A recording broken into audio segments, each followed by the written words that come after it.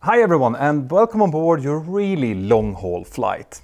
On this channel we've put together a compilation of some of the most jaw-dropping moments from the sky, so now all that you need to do is find a comfortable place to sit, bring out your favorite drink, sit back and relax.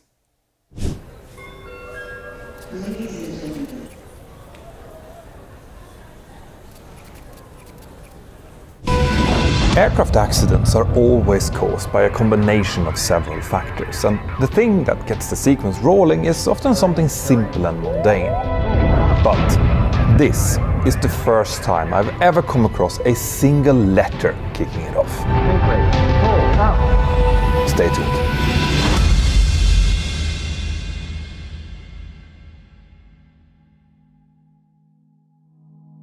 Whenever you hear the word Tenerife in aviation context, people almost always think of the world's worst aviation disaster, the collision between two Boeing 747s at Tenerife's Los Rodeos airport back in 1977. But the island of Tenerife, the largest of Spain's Canary Islands, actually suffered a string of disasters between the 1950s and the 1980s, who collectively claimed 950 lives. And that infamous runway collision was just the worst one of those. So today, I will tell you the story of the last major incident to happen there, a story that took place on a rainy spring day back in 1980. And this one, I think a lot fewer of you have ever heard of. In the morning of the 25th of April 1980, the crew of Avianca Flight 1008 were preparing to depart from Manchester in England on a charter flight, bringing tourists down towards Tenerife North Airport, then known as Los Rodeos. During the 1970s and 80s, Avianca was one of Britain's largest operators of inclusive tour flights, chartered by tour operators to transport fixed groups of people down to popular holiday destinations in southern Europe and North Africa. Among the aircraft types operated by Avianca was the mighty Boeing 727, and Avianca were actually the first British airline to import this model, which had then had to undergo several unique modifications in order to meet British safety standards. Now, it would later turn out that the 727s were a financial disaster for Avianca, but by 1980 that was not yet very obvious. The aircraft that the crew were going to operate on this day was 14 years old, in generally good condition, and could seat a maximum of 144 passengers. So with a total of 138 passengers booked, it was almost completely full. The crew consisted of 5 flight attendants and 3 pilots, meaning that in total there were going to be 146 people on board once the flight got on the way. The pilot in command was a very experienced 50-year-old captain who had around 15,300 total flight hours, which included almost 2,000 on the Boeing 727. He had flown this route down to Tenerife North a full 58 times before this flight, making him very familiar with it in general. But as we will soon see, being familiar with the destination doesn't mean that it can't throw a few surprises. His second in command was a 34-year-old first officer, who on this day had about 3,500 hours in total, of which 618 were flown on the 727. And the third flight crew member was a 34-year-old flight engineer, whose experience was similar to that of the first officer.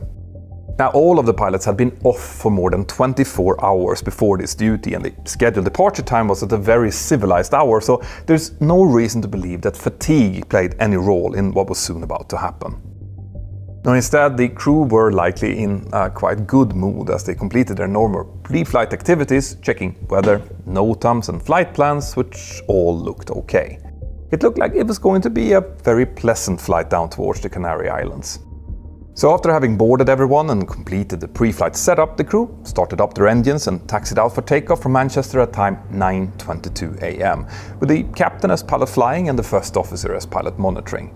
Now, the climb out and cruise phases of this flight went off without a hitch, but the pilots then likely started preparing and briefing for the approach a bit earlier than usual on this day. And that was because they had seen during their pre-flight briefing that the approach they had ahead of them was possibly going to be a little bit unusual. You see, in the Canary Islands, the prevailing winds normally blew from the Atlantic Ocean in the west, causing most flights to approach from the east using runway 30 in order to land with a headwind. But on this afternoon, the wind was instead blowing from the other direction, from the east, forcing inbound aircraft to approach the reciprocal runway 12 instead. Now, we don't know how many times the captain or the other crew members had actually used runway 12 in the past, but it was likely not something that they did very often. And to make things even worse, Tenerife North Airport was, and still is, notorious for its frequent, fast-building fog that can appear from nowhere within minutes. The airport sits at 2,000 feet above sea level on a shoulder between two mountains, and the marine fog that forms over the ocean frequently collides with the western slopes of Tenerife and then gets funneled through the gap directly over the airfield. But like I mentioned before, on this day the reported weather at the airport was more or less okay, with around 6 kilometers of visibility and scattered clouds at 400 feet, broken at 800 feet and further scattered clouds at 1,100 feet with some light drizzle. Not great for sunbathing, but good enough for normal landings. But these cloud layers also meant that higher up on the mountainsides the fog was extremely thick. So thick in fact that a weather station located at a close to 8,000 feet elevation on the mountainside reported nil visibility. This meant that the very high terrain south of the airport would be completely obscured, including the nearly 12,200 foot Teide volcano, which is the defining geographical feature on Tenerife. Because of that, the minimum safe altitude in the airspace south of Tenerife North Airport was 14,500 feet, which is worth remembering. Anyway, as the flight neared the Canary Islands, the first officer made contact with the Las Palmas Area Control Center, who soon cleared them to descend down to 11,000 feet. The first officer read this back and the crew initiated the descent, and after they reached that altitude they contacted the Tenerife North approach controller and reported that they were now 14 nautical miles away from the Tango Foxtrot November VOR beacon, and that they were ready to receive their approach instructions. Now, before we continue here, it's probably worth explaining a bit more about the different approach aids that the crew were now going to use, as well as their procedures.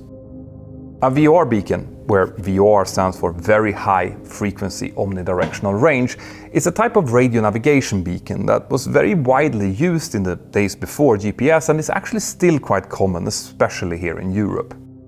These VORs emit signals that are modulated differently depending on the direction of the emission, which allow the VOR receivers on board aircraft to determine the precise magnetic bearing from the VOR to the aircraft. This enables the pilots to navigate using imaginary lines, or radials, defined by a particular bearing from the beacon. So, for example, the 270-degree radial from the VOR points due west, and so on. A lot of airports have VORs installed to help pilots locate the airport before starting to maneuver for the approach. And it can also be used to align the aircraft with the runway as an approach aid if an instrument landing system, ILS, is not available. But in this case, the Tango Foxtrot November VOR was not actually located at the airport. Instead, it was sitting on a hilltop a few miles northeast of the airport in order to maximize its detectable range. Now, located at the northeast end of runway 1230, there was a less sophisticated beacon called an NDB locator with the Morse code identifier Foxtrot Papa. A non-directional beacon, or NDB, is a radio aid that can be tracked using an automatic direction finder, an ADF. And this is a very simple instrument which just points in the direction that a signal is coming from, but it doesn't contain any radial information, which makes NDB navigation less precise than navigating using a VOR. In this case, because the Foxtrot Papa beacon was used to mark the entry point to the approach procedure for runway 12, it was also known as a locator, rather than just an NDB. And in order to approach runway 12, a flight inbound from the northeast, like this flight was, would normally need to fly first via the Tango Foxtrot November VOR and then turn southwest onto radial 255 directly towards the Foxtrot Papa NDB. After reaching the Foxtrot Papa, the aircraft should then turn right onto an outbound heading of 302 degrees, which would take it out over the ocean, before making a teardrop course reversal to the left back towards the airport. And from that point, the aircraft would be in a position to pick up the instrument landing system, which would then guide the aircraft the rest of the way down to the runway. Now, this was quite a bit more complicated than the more commonly used runway 30 approach, which just involved flying to an NDB called Tango X-ray, from where the instrument landing system could then be picked up immediately. Now, the reason that these procedures had to be flown this way was that there was no radar available at Los Rodeos airport, so all approaches had to be intercepted using procedural arrivals. But then again, flying procedural approaches would not have been very uncommon back then, and there was nothing in this procedure that was particularly out of the ordinary. Except maybe that high terrain to the southwest, which I mentioned before. After establishing contact at time 13:16, the Tenerife North controller cleared the flight to descend down to 6,000 feet in preparation to cross Tango Foxtrot November and then to enter the approach procedure.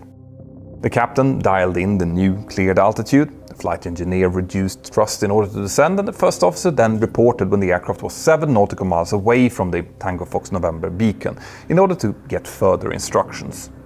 At that same time, he also requested the local air pressure, QNH, in order to get the correct reference to the altitude above the sea, and also the QFE, which would give him the altitude reference over the airfield. Once those values had been received and set, they were then cross-checked in accordance with their standard operating procedures. And the captain now also suggested that the first officer should tune the ILS frequency on his navigational radio box. And he also confirmed that the outbound heading after Foxtrot Papa would be 302 degrees. So at this stage, everything was completely normal, and the crew seemed to have a good grasp of the procedure they had in front of them. But just a few miles ahead, an island-hopping turboprop belonging to Spain's flag carrier Iberia was also on approach to runway 12, and the crew on board that aircraft were communicating with the controller in Spanish. Now, the pilots of Flight 1008 didn't understand Spanish, and from their conversations, it doesn't seem like they paid much attention to that aircraft at all. Instead, they continued to monitor their position relative to the Tango Fox November VOR, and at time 13, 18 and 15 seconds, the captain called out, "Just about to go overhead." The first officer then reminded the captain that the procedure called for them to leave Tango Fox November on radial 255, but as it turns out, the aircraft actually passed a little less than a mile east of the VOR, and after passing a beamit, they were also slow to make the right turn, which meant that they never actually intercepted that 255 radial. Now, we can never know for sure why this happened, but it was most likely done on purpose. You see, the distance between Tango Fox November and Foxtrot Papa was very short, and Flight 1008 was traveling at an airspeed of around 250 knots when they passed the beam the VOR. Today, we wouldn't fly that fast when starting a tight procedure like this, since our aircraft are now very slippery and take time to decelerate. But older aircraft like the 727 had much less effective wings, which meant that they could easily keep the speeds up high for longer, since the speed would just rapidly bleed off when the thrust levels were closed. This also meant that most jets approaching Tenerife back then, including this one, would normally overshoot this first turn slightly before correcting course in order to be able to intercept the 302 outbound course from the NDB at a slightly more comfortable angle. There was so little time between Tango Fox November and Foxtrot Papa that they probably wouldn't be able to intercept the radial anyway. And on top of that, if they flew directly over Foxtrot Papa, they would potentially overshoot the pattern significantly, which could take the aircraft into the area south of the airport where the minimum safe altitude was 14,500 feet. Now, this is obviously not how this was supposed to be done. A lower speed would have solved all of those issues, but sometimes procedural shortcuts like this can start to creep in due to pure convenience and time saving. And if I was to guess, this was likely the reason that the captain of this flight flew a bit wide around the Tango Fox November. Now, due to some radio chatter with the Hapag-Lloyd flight that was taking off from Los Rodeos plus some other distractions, the flight crew didn't actually report crossing Tango Fox November until 33 seconds after they had passed a beamit. And like I mentioned, Tenerife North Airport didn't have radar at the time, so position reports like this were the only way for the controller to determine where the traffic was located. As a result, when the crew reported that they had just passed Tango Fox November, the controller realized that the 727 was traveling so fast that it would risk getting too close to the slower Iberia turboprop in front of them if he didn't do something. So he hastily decided to put Flight 1008 into a holding pattern in order to ensure sufficient traffic separation. At time 13, 18 and 54 seconds, the approach controller transmitted the following message. Roger, the standard holding overhead Foxtrot Papa is inbound heading 150, turn to the left, call you back shortly. And this would end up being the critical moment that put the accident sequence into motion, so let's take a moment to analyze why. Despite the controller's statement that this was a standard holding, there was actually no officially published holding pattern around the Foxtrot Papa beacon. There was a published holding around Tango Fox November as well as around Tango X-Ray, forming part of the go-around procedure for runway 12, but Flight 1008 was not in a position to enter any of those. Instead, the controller essentially invented a holding pattern based on Foxtrot Papa, and he did so quickly that this was likely not the first time that he had used this particular pattern. Now, it's not wrong or illegal to make up holding patterns. In fact, that happens all the time, and it's perfectly okay as long as it doesn't cause any issues with terrain or traffic separation. But the issue here was that the controller said that this was a standard holding, which would imply that the holding could be found in the published approach charts and therefore needed to be verified by the pilots. On top of that, the entry into this suddenly proposed holding pattern would not be very simple from the position that the aircraft was now coming from. What the controller wanted the aircraft to do was to join a left-hand holding pattern over Foxtrot Papa with an inbound course of 150 degrees and an outbound course of 330 degrees. If it was flown that way, it would keep the airplane over relatively low terrain. But to do this, Flight 1008 would have to first fly over the beacon, then turn right onto heading of 330, fly outbound for 1 minute, perform a course reversal and then proceed inbound to Foxtrot Papa again on the requested inbound course. Quite a complex maneuver to fly when you're almost over the beacon. Now, the pilots might have eventually figured this out, if not for a tiny slip of the tongue by the controller, which changed this entire course of events. Remember that the controller wanted Flight 1008 to fly counterclockwise around the holding pattern, making left turns? Well, this meant that what he wanted to say was turns to the left, but what he actually ended up saying was turn to the left, which has a very different meaning. Turn to the left is normally interpreted as a command to turn left right away, which was not at all what the controller wanted them to do here. What he attempted to say was only a description of the holding pattern, which is technically just informational, not an order, and that also made sense given that he didn't have any radar available. Spanish investigators later used this to argue that the controller didn't bear any responsibility for issuing a non-standard clearance, but given how his call actually sounded to the pilots, that's not completely fair.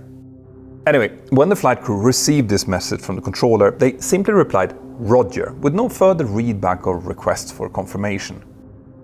They might have thought at first that they understood what he said, but within 10 seconds the captain realized that he wasn't able to picture what the controller was asking from him, so he said, "That's an odd sort of one, the runway."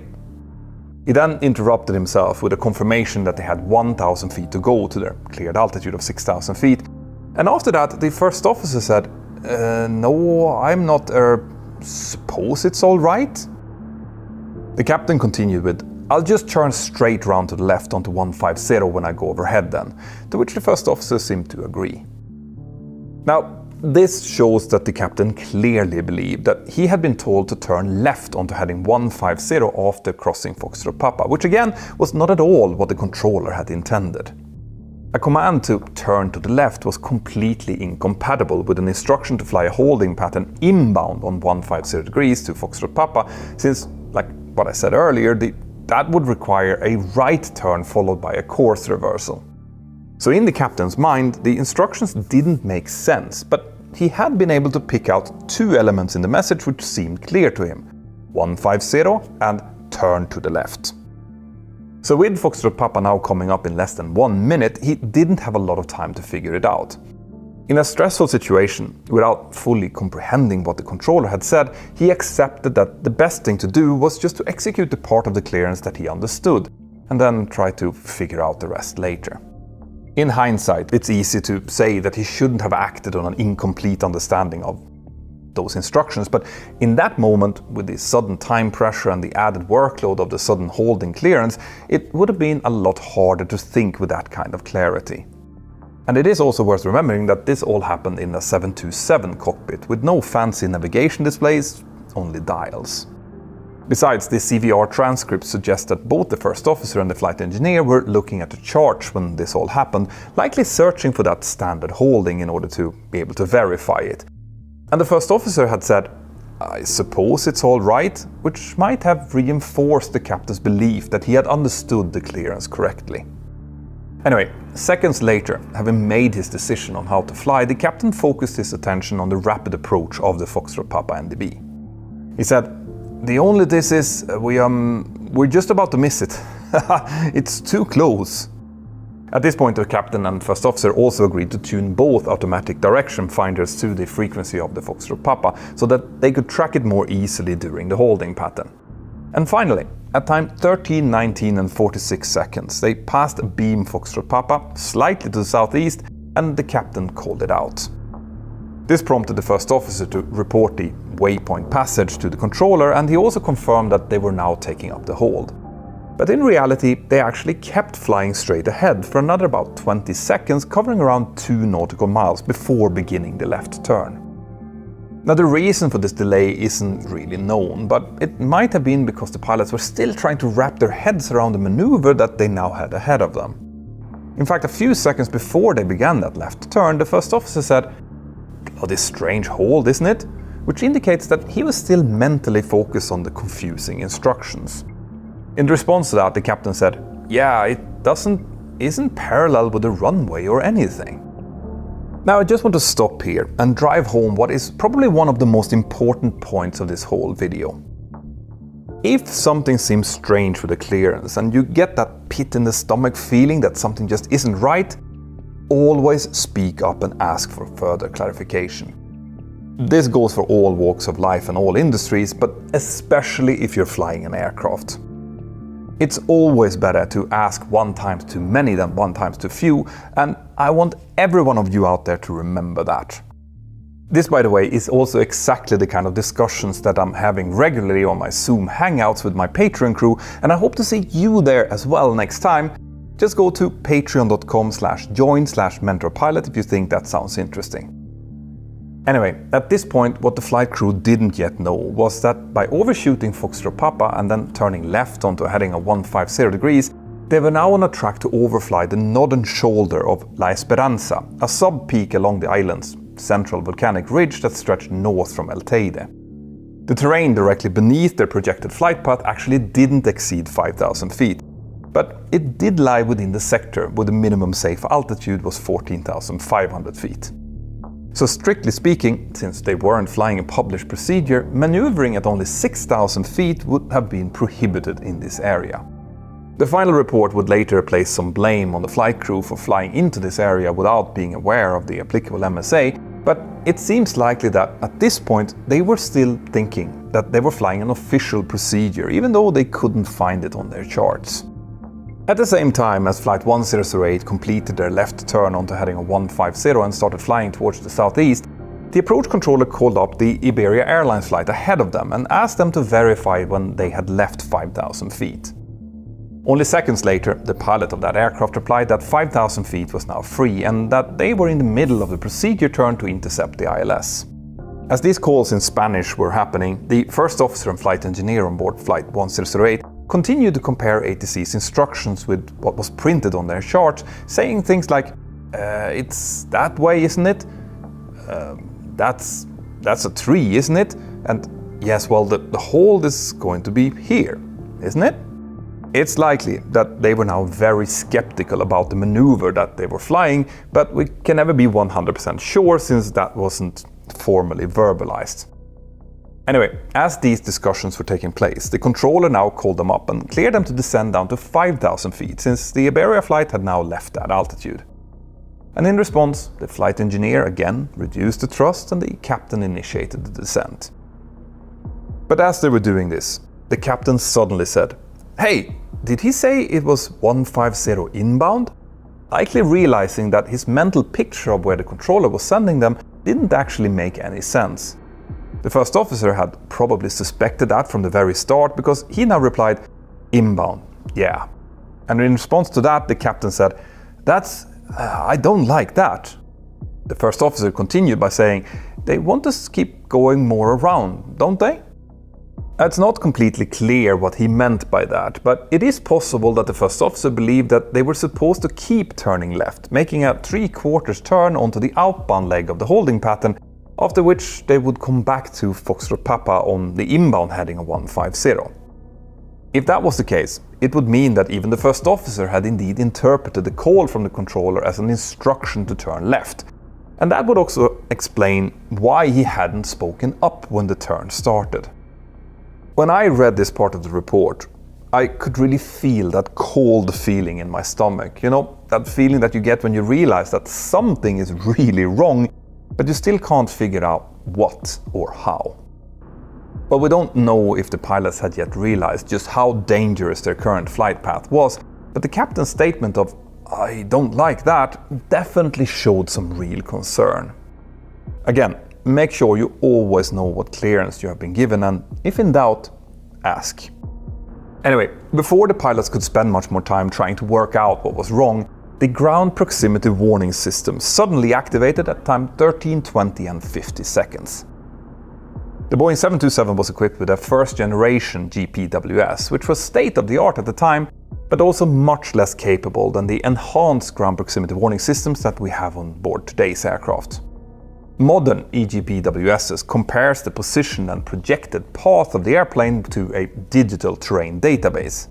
But the original GPSs could only look at the terrain directly beneath the aircraft using its radio altimeter.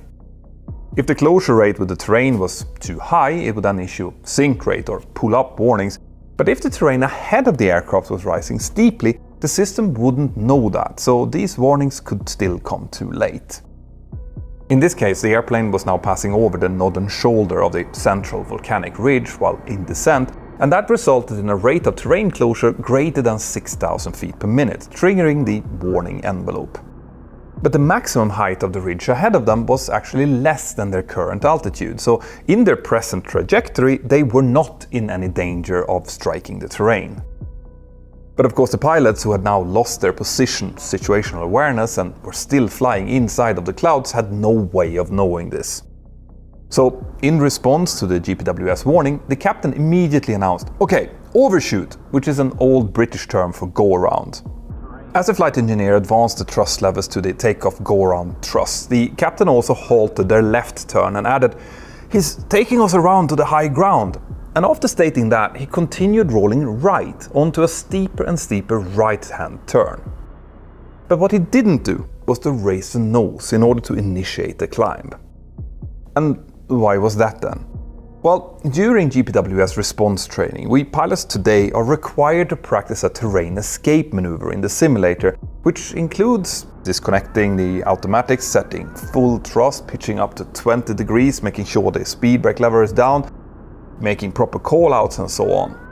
This maneuver is drilled into everyone flying today in order to make sure that the response to a hard GPWS warning is immediately executed from memory and without questions. As it turns out, the captain and the flight engineer had also undergone some type of GPWS training back in 1978, and Danair did have a procedure for GPWS response, but back in those days, GPWS was a very new technology, and there is a possibility that the training had been only theoretical. So we don't know exactly what was going through the captain's head, but based on his statement that he's taking us around to the high ground, he probably believed that the controller's instruction to turn left was faulty, and that the controller had told them to turn towards an unsafe direction. Believing that the GPWS warning occurred because they were turning left towards high terrain, the captain may have reasoned that the best way to escape the situation was to turn to the right instead. So without having practiced the maneuver in the simulator, the captain's immediate reaction was to turn rather than to climb, which sadly would seal their fate. Because as the right turn now continued, the aircraft passed over the top of the ridge and then over a valley, causing the radio altitude to increase, which silenced the GPWS warning 10 seconds after it had started.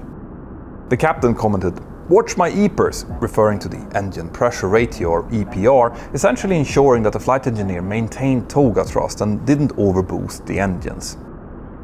But it also now seems like the first officer wasn't convinced that they were now taking the right course of action. So he called out, "I suggest a heading of 122 actually, and take us through the overshoot."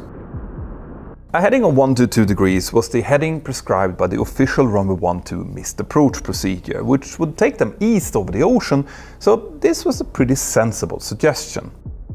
But 122 degrees was also to the left of their current heading, which contradicted the captain's assumption that their left turn was what had caused the GPWS warning. As a result, he just continued turning right, past due south and then all the way around to the southwest, directly towards the 5,700 foot high summit of La Esperanza. Tragically, they might still have cleared the summit if they had just maintained altitude or climbed following the terrain escape maneuver. But due to the high bank angle they were now using, the plane actually lost lift during the maneuver, causing a slight descent instead. Still flying over the valley, the flight engineer expressed his nervousness by commenting, "Let's get out of here." But the captain simply repeated, "He's taking us around to the high ground." Moments later, without any new GPWS warnings and believing that he had corrected the situation, the captain called up air traffic control and reported, "Dan Air 1008, we've had a ground proximity warning." This was then followed by the flight engineer calling out twice that their bank angle was now above the recommended maximum of 30 degrees. And his words were the last ones captured on the cockpit voice recorder. With the mountains shrouded in clouds, the pilots never saw the danger coming towards them, and the GPWS never had time to react to the closure rate of the steep mountain ahead. So, at time 13, 21 and 18 seconds, Dan Air Flight 1008 crashed into the forested mountainside of La Esperanza at a speed of 260 knots, just 38 meters below the top of the ridge. Most of the aircraft disintegrated immediately, killing everyone on board, and a large portion of the aft cabin was then thrown another 250 meters forward over the top of the ridge and then down to the other side. Down at the airport, the controller now tried repeatedly to contact the aircraft in order to follow up on their reported GPWS warning, but when he didn't get any reply, he soon activated the accident alarm. The problem was though that with no radar available at Tenerife North, rescuers had no idea where the aircraft was located, especially since it had taken a turn that the controller had not intended them to take. This meant that the wreckage wasn't discovered until 7 hours after the crash, when a couple of motorists on the road to the Teide National Park saw some debris on the road and correlated that to the radio reports of a missing aircraft. This crash was, and actually still is, the worst loss of life on board a British airliner ever, so the investigation received considerable public attention. Especially when the Spanish and British investigators didn't agree on how to weigh the causes of the accident. The Spanish investigators wrote that the pilots were ultimately responsible for being aware of their position in a non-radar environment, and that it was their obligation to climb to a safe altitude as soon as they became unsure of where they actually were. They also cited the pilot's failure to request clarification when they didn't understand the controller's initial transmission as a major cause of the accident, as well as their incorrect response to the GPWS warning. They pointed out that if the pilots had done nothing at all when the GPWS activated, they would have passed safely over the ridge and continued out over the sea. So the Spanish investigators argued that it was the captain's decision to turn right that took them back around to the high terrain and ultimately led to the crash. But the British investigation team believed that the controller's use of an unpublished holding pattern, one that didn't appear on the pilot's chart, as well as his verbal slip-up saying "turn" instead of "turns," played a very important role in the pilot's loss of situational awareness. They also noted that if the holding pattern had been designed according to international standards, the minimum altitude in the hold would have been 6,000 feet, which would have incidentally prevented the crash. But regardless of who made the most serious errors here, the disaster was made possible by the poor infrastructure at Tenerife North Airport, including the lack of radar and the poorly designed approach procedures. It's also important to remember that the technology available in 1980 was far less capable than what we now have available, and it's exactly because of accidents like this that we today have these vastly improved systems and that we pilots are so well trained in using them. This accident led to recommendations to always question any clearances that weren't 100% clear, as well as some other recommendations as well. But in the long run, this accident also led to better training around GPWS maneuvers and therefore a significant increase in safety.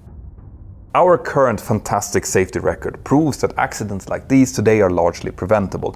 But they are only preventable because of stories like this, and that's why I keep telling them.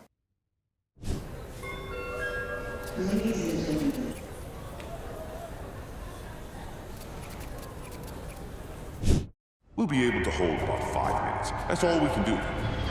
This aircraft is battering rain and howling winds on its way into New York, which in itself is nothing special. But the pilots on board are flying with a huge knot in their stomachs, because the situation that they are now in is anything but normal. Stay tuned.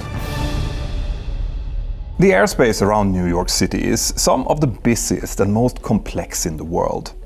With 3 major international airports within just a few miles from each other and then 35 further smaller airports in the surrounding area, the system has been developed to keep air traffic flowing efficiently and safely into the region, making it essentially the 8th wonder of the world. In fact, this system works so extraordinarily well that hardly anything ever goes wrong, hardly ever. The crew and passengers of Avianca Flight 052 on a wintry day back in 1990 had no idea that they were about to become the exception to that rule. Avianca is the flag carrier of Colombia and the second oldest continuously operating airline in the world after the Dutch KLM. Back in the 1980s and early 1990s, Avianca operated a fleet consisting of 3 Boeing models, with the 747 handling long-haul flights, the 727 for short-haul, and for the mid-range routes they used the by then already antiquated Boeing 707. The 4-engine narrow-body 707 was the first really successful American jetliner when it entered service back in 1958, which I've actually covered over on my second channel, Mentor Now. But while the 707 was revolutionary when it came out, by 1990 it was considered a bit of a dinosaur. Avianca operated the 707-320 Charlie, which was the longest range version with a range of more than 6,000 nautical miles. And this made it ideal for Avianca's 4 times daily direct service from Colombia to New York's John F. Kennedy International Airport. Out of these flights, 3 went from Bogotá and 1 from Medellin, and that one, the one from Medellin, had flight number 052. On the afternoon of the 25th of January 1990, 3 pilots and 6 cabin crew were therefore preparing their 707 for takeoff from Medellin, following a short 1-hour hop from Bogotá. In command of the flight was a 51-year-old captain who had been flying for Avianca since 1962, during which time he had accrued a wide selection of type ratings and 16,787 hours of flying time, including about 1,500 on the 707. The first officer was 28 years old and had a total of 1,837 hours, of which just 64 were on the 707, so there was quite a seniority difference between the two. In fact, the captain had joined Avianca only 3 months after the first officer was born. And then last but not least, the third flight crew member was a 45-year-old flight engineer who was actually the most experienced on the type, with 10,134 total hours, including 3,000 on the 707. Now, none of the flight crew members had any record of any training difficulties, but by modern standards the quality of the training itself back then would have been considered quite antiquated. In 1990, Avianca, for example, did not yet instruct its crews in the principles of CRM, crew resource management, which is the set of strategies that we pilots use to ensure that we're making proper use of every crew member's knowledge, opinions and awareness. On top of that, there were also some issues with the English language proficiency among many of the pilots at Avianca. And apparently the captain of this flight didn't speak enough English to feel comfortable talking to American air traffic controllers, which is something that would soon end up playing a role here. Anyway, back at the aircraft, since this was an en route stop, the pilots wouldn't have needed to review the technical log, since they had already done that when they started their duty back in Bogotá. But they knew from that previous flight that this 22-year-old airplane had a number of potentially significant deferred technical issues. Most significantly, the autopilot was placarded as inoperative, which in itself isn't really a problem. We pilots are perfectly capable of hand flying the aircraft if needed, but this did mean that the workload during the flight would be higher than normal, especially on a really long flight like this one. In addition to that, the previous flight crew had also reported that the flight directors weren't working properly when used in approach mode. The flight director is an overlay on the primary flight displays that instructs the pilots how to fly in order to achieve a specific desired flight path. For example, when performing a manual instrument approach, the flight director can be set to the approach mode in order to help the pilot follow the glide path and localize the signals from the instrument landing system. Now, with no autopilot and no flight director working in approach mode, an ILS approach would instead have to be flown using what we call raw data. And that means that the pilot has to maintain course and path only with reference to a pair of crude deviation indicators showing roughly the distance between the plane and the glide slope and localizer. Now, flying an ILS approach in raw data is something that we rarely do because it increases the workload a lot, and therefore also the difficulty. Anyway, back in Medellin, the cabin crew helped board the last few passengers, bringing the total number of passengers up to 149, plus the 9 crew members. And whilst the cabin crew were doing that, the flight crew received the dispatch paperwork and the flight plan from the Avianca dispatcher. This flight plan listed Boston as their alternate airport in case they couldn't land at JFK, and it also included a breakdown of the required fuel load for the trip. The requirement used by Avianca stated that the flight had to have enough fuel to taxi to the runway, take off, then fly to its destination, make a missed approach there, then fly to Boston, hold for 30 minutes at 1,500 feet, and then land. All this plus reserve fuel equal to 10% of the total flight time between Medellin and New York. This meant that for the 4-hour and 40-minute flight to New York, a minimum of 6 hours and 8 minutes of fuel was actually required. And that's about 73,930 pounds. And also, to add an extra safety margin, Avianca company policy was to add more fuel above the minimum until the aircraft reached its maximum takeoff weight for the intended takeoff runway. So with the planned takeoff from runway 36 at Medellin, the flight crew were able to uplift a total of 82,000 pounds of fuel, of which 1,500 would be burned during taxi, bringing the aircraft down to its maximum takeoff weight. So as far as the flight crew were concerned, they had taken on quite a lot more fuel than required, so they likely thought that they would be more than ready for any type of contingency that they might encounter. But having said that, they actually had no idea of the true severity of the situation that was now developing over at their destination. You see, on that day, a large low-pressure system was positioned over the entire northeastern United States, generating low overcast, fog, precipitation, and high winds all the way up the eastern seaboard to Canada and inland all the way to Chicago and beyond. With conditions expected to get even worse later in the day, Federal Aviation Administration specialists at the Central Flow Control Facility in Washington, D.C. had begun discussing how to handle the situation early that morning, long before Avianca Flight 052 even departed from Medellin. The Central Flow Control Facility, or Flow Control for short, is the nerve center of America's air traffic network, determining how US airspace is used on a macro level.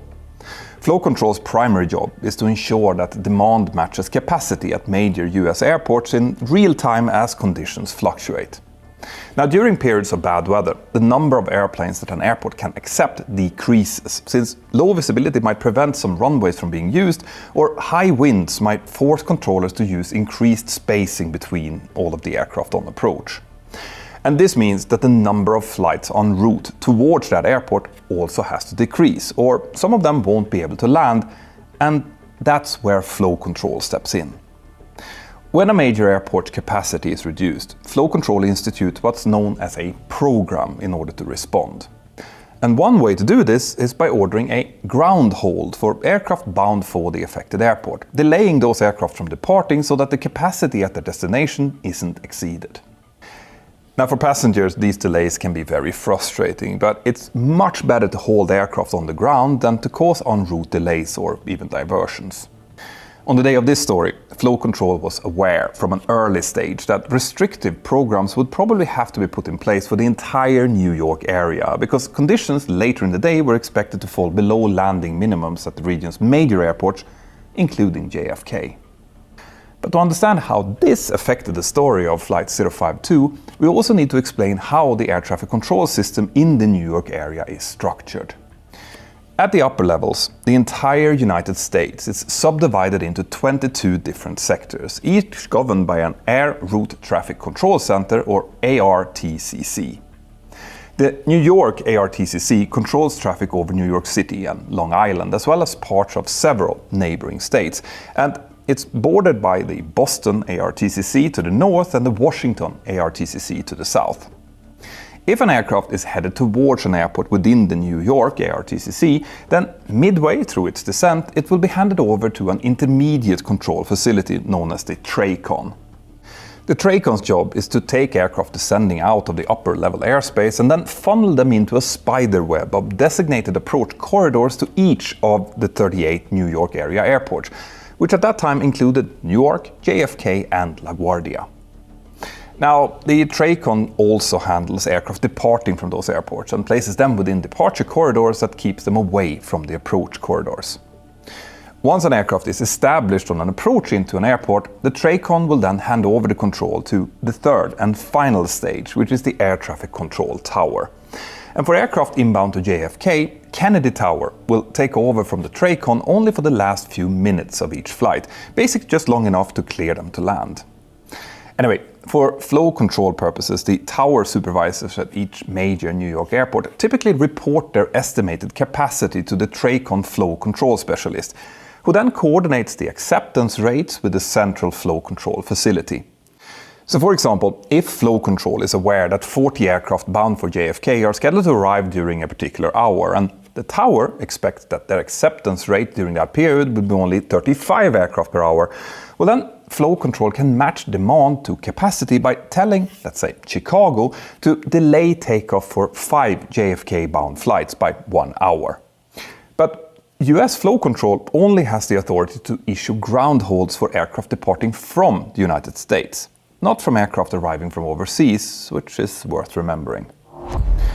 Now, on the morning when this story took place, the TRACON specialist reported to flow control that the forecasted weather conditions would likely result in an acceptance rate at JFK as low as 28 planes per hour. But flow control wanted an acceptance rate of 32 planes per hour because more than 50 New York-bound flights from Europe had already taken off and would arrive to JFK during the afternoon, and those aircraft would need to land no matter what. What this meant was that if the acceptance rate was too low, well then most domestic flights would have to be held on the ground for long periods while the backlog of international flight was cleared out, and flow control wanted to avoid that if possible. Despite the TRACON specialist's warnings, the central flow control specialist in charge of the New York program therefore decided that the program would assume an acceptance rate at JFK of 33 aircraft per hour. The specialist explained that at a rate of 33 per hour, the average ground delay for JFK-bound domestic flights would be 2 hours and 13 minutes, and that would increase to 3 hours and 10 minutes if the acceptance rate was reduced to 30. 28 was completely off the table. Now, when the TRACON specialist protested this, flow control replied, "Well, you're not going to get that, but I really can't put 3-hour ground delays out." So essentially, what flow control did here was to knowingly release more JFK-bound aircraft than the airport was expected to be able to handle. This with the understanding that some of those flights would have to enter lengthy airborne holds or even divert to alternate airports. Now, this was probably done because 3-hour ground holds would force airlines to start cancelling flights, causing a travel chaos to spread throughout the country. And as we will soon see, this decision would soon have unforeseen consequences. As the day progressed, the weather in New York then got progressively worse, and the controllers therefore, as expected, struggled to achieve the planned acceptance rate of 33 aircraft per hour. By the time Avianca Flight 052 departed Medellin at 15:08, the TRACON specialist had already warned flow control numerous times that the program wasn't working and that airplanes were now entering airborne holds waiting for their turn to land. And then, at 1600, the weather in New York rapidly deteriorated even further. Up until that point, Aircraft had been landing on JFK's parallel runways 22 right and 22 left, but now the visibility had fallen below the minimums for 22 right, bringing the airport down to only one usable runway. Now, this sudden deterioration had been predicted by the forecast, but the timing of this turned out to be completely wrong, with the bad weather arriving 4 hours early. So it now became imperative for the Central Flow Control Facility to reduce the planned acceptance rate and issue a widespread ground stop for New York-bound travel. But that unfortunately didn't happen. So as aircraft continued to depart for New York, the airborne traffic jam now worsened, and by 16:30 there were 39 aircraft waiting to land at JFK, while the actual number of landings per hour had fallen down to below 30. By 1800, the New York ARTCC was so full that many aircraft were holding in the neighboring Washington ARTCC as well, and some flights were also forced to divert to alternate airports. And as this was happening, Avianca Flight 052 had taken off and was now heading north straight towards this escalating traffic nightmare, with the pilots on board likely having no idea about it. You see, normally, when bad weather and delays are expected, we pilots are in constant contact with our company or other resources to get the latest information about the air traffic situation, weather, and also to plan for contingencies. We're even sometimes making requests to air traffic control for the latest weather conditions in order to keep our situational awareness up to date. But on Avianca Flight 052, none of that seemed to have happened. And to understand why, we need to talk a little bit more about how this flight had been dispatched to begin with. You see, a major issue here seemed to have been that the pilots of Flight 052 had been given weather forecasts that were already 9 to 10 hours out of date. This meant that the forecast for JFK gave a visibility of 1 mile in rain with overcast at 800 feet and winds gusting up to 30 knots, quite poor but still above minimums.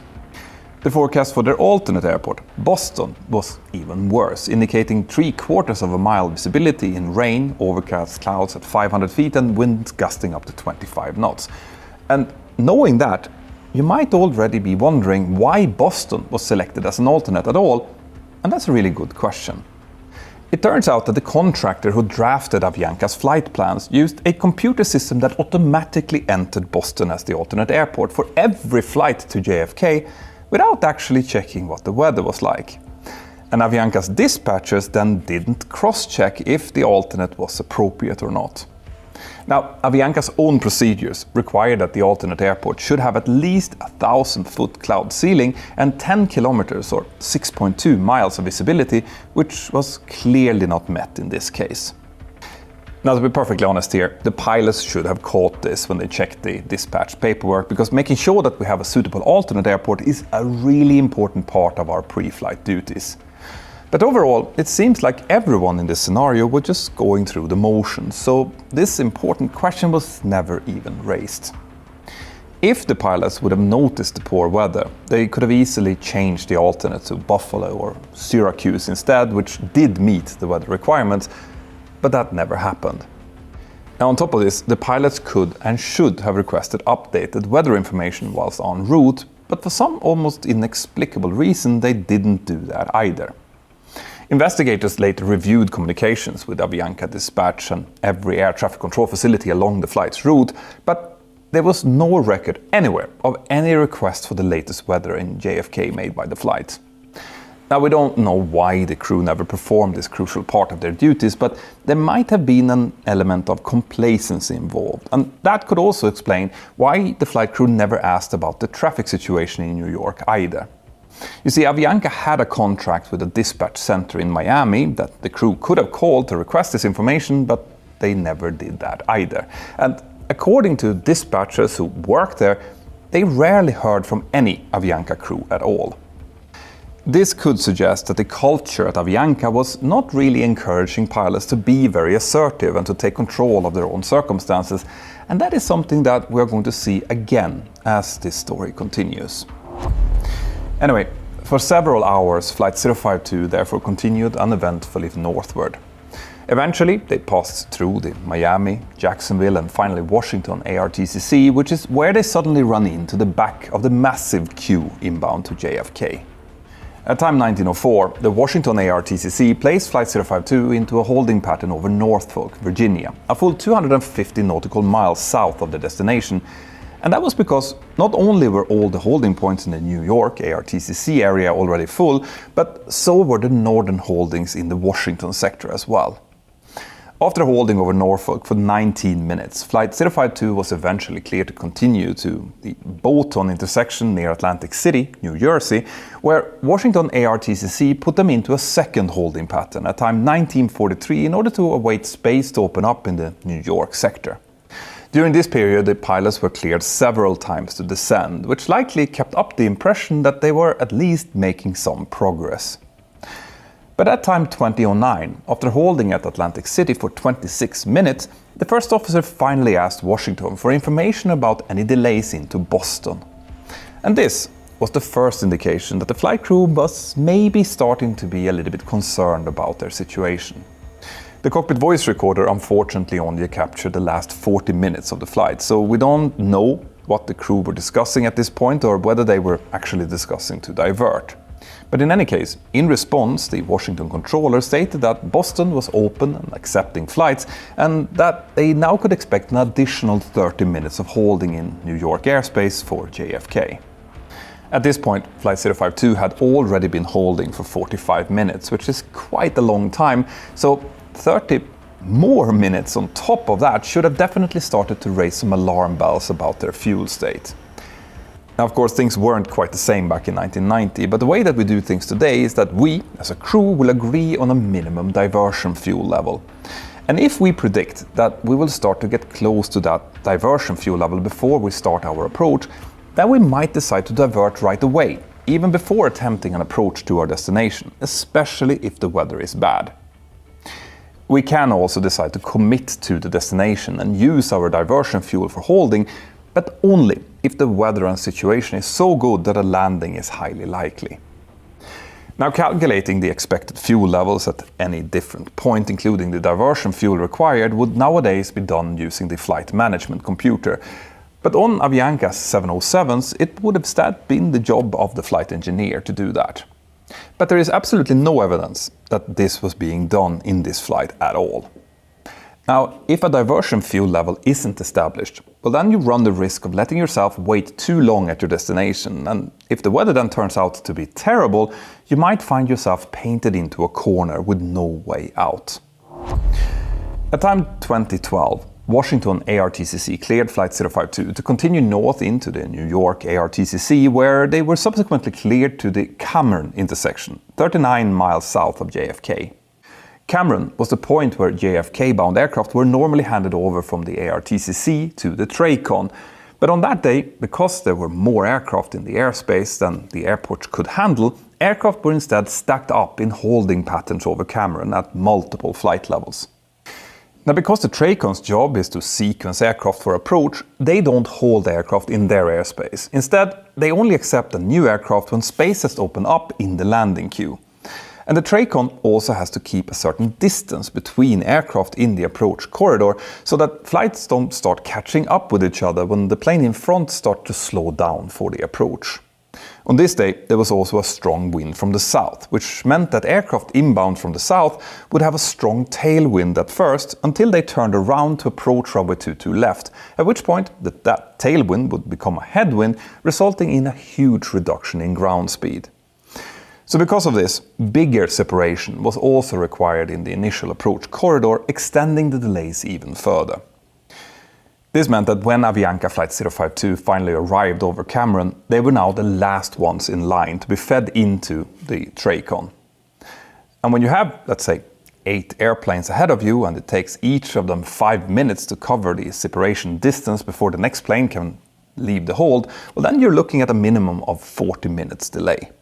All of that was apparent to the TRACON controllers, but not so much to the Avianca crew, who seemed to have really had no idea of just how bad these delays actually were.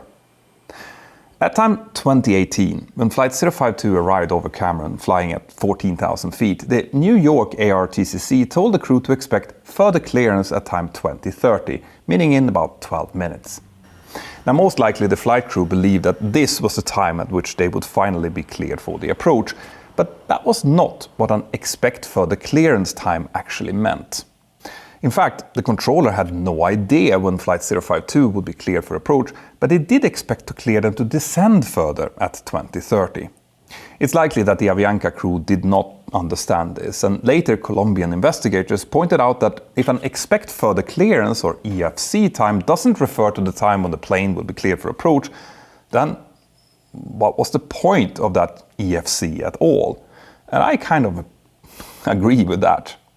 In fact, that's likely why we don't use EFCs anymore. Instead, controllers today only give us an expected approach time, or if that time is unknown, they will say something like indefinite or undetermined holding. Now, if at this stage the crew of Flight 052 had been told to expect indefinite holding, they might have decided to just divert immediately towards their alternate, or at least to start making some type of contingency plans. But now that didn't happen.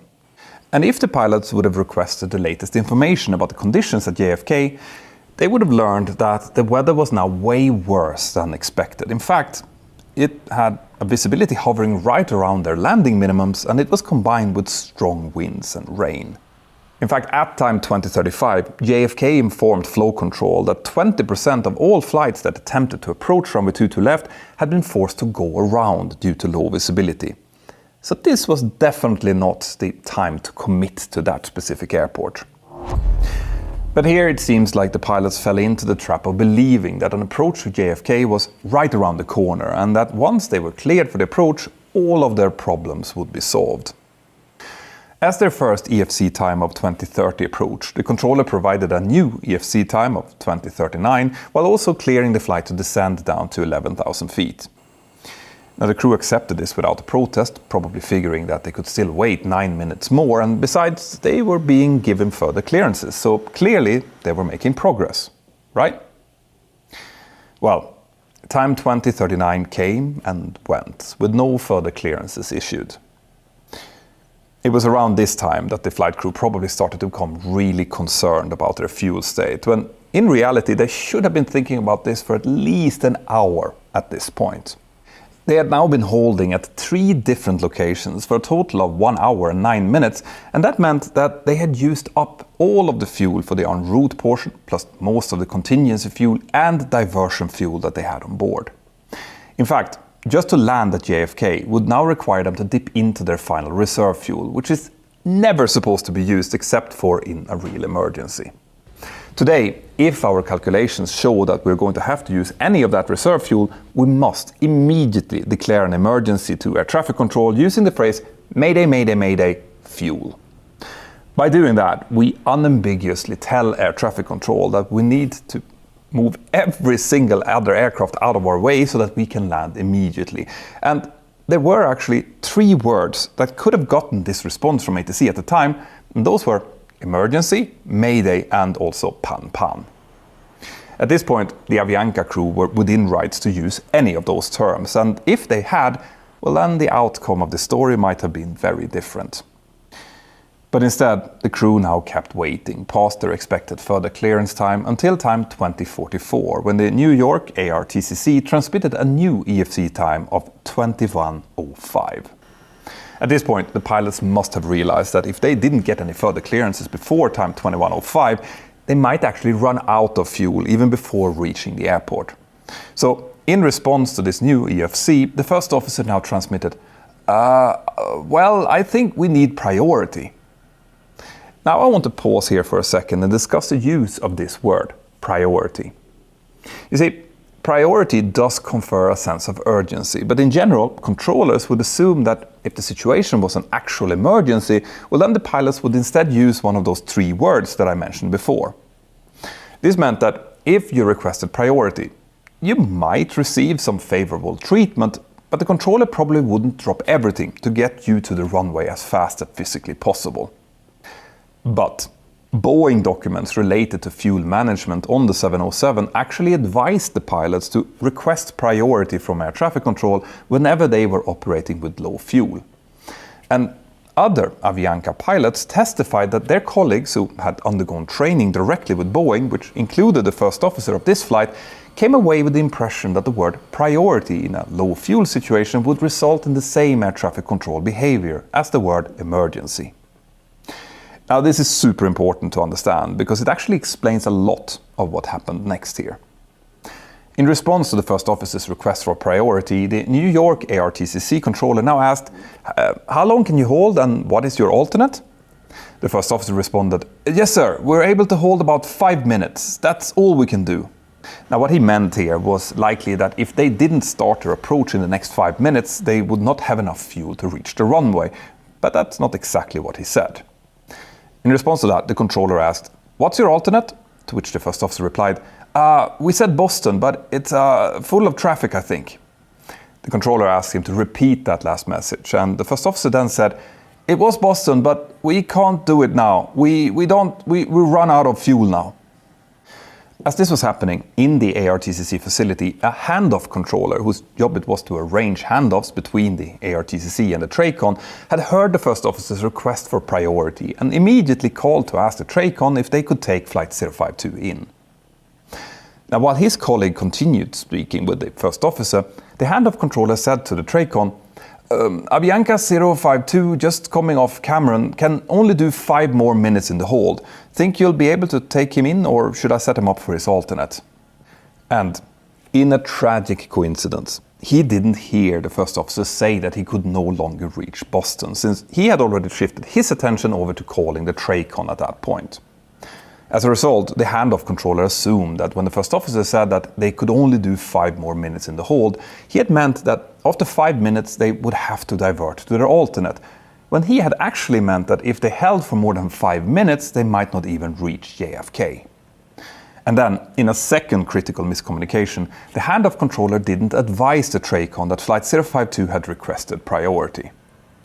Because of all of this, the crucial knowledge that Flight 052 could not reach its alternate was now completely lost in the transfer. Less than a minute later, the New York ARTCC cleared Flight 052 to exit the holding pattern and to contact the TRACON, and within moments later they were out of the holding and proceeding in the direction towards JFK.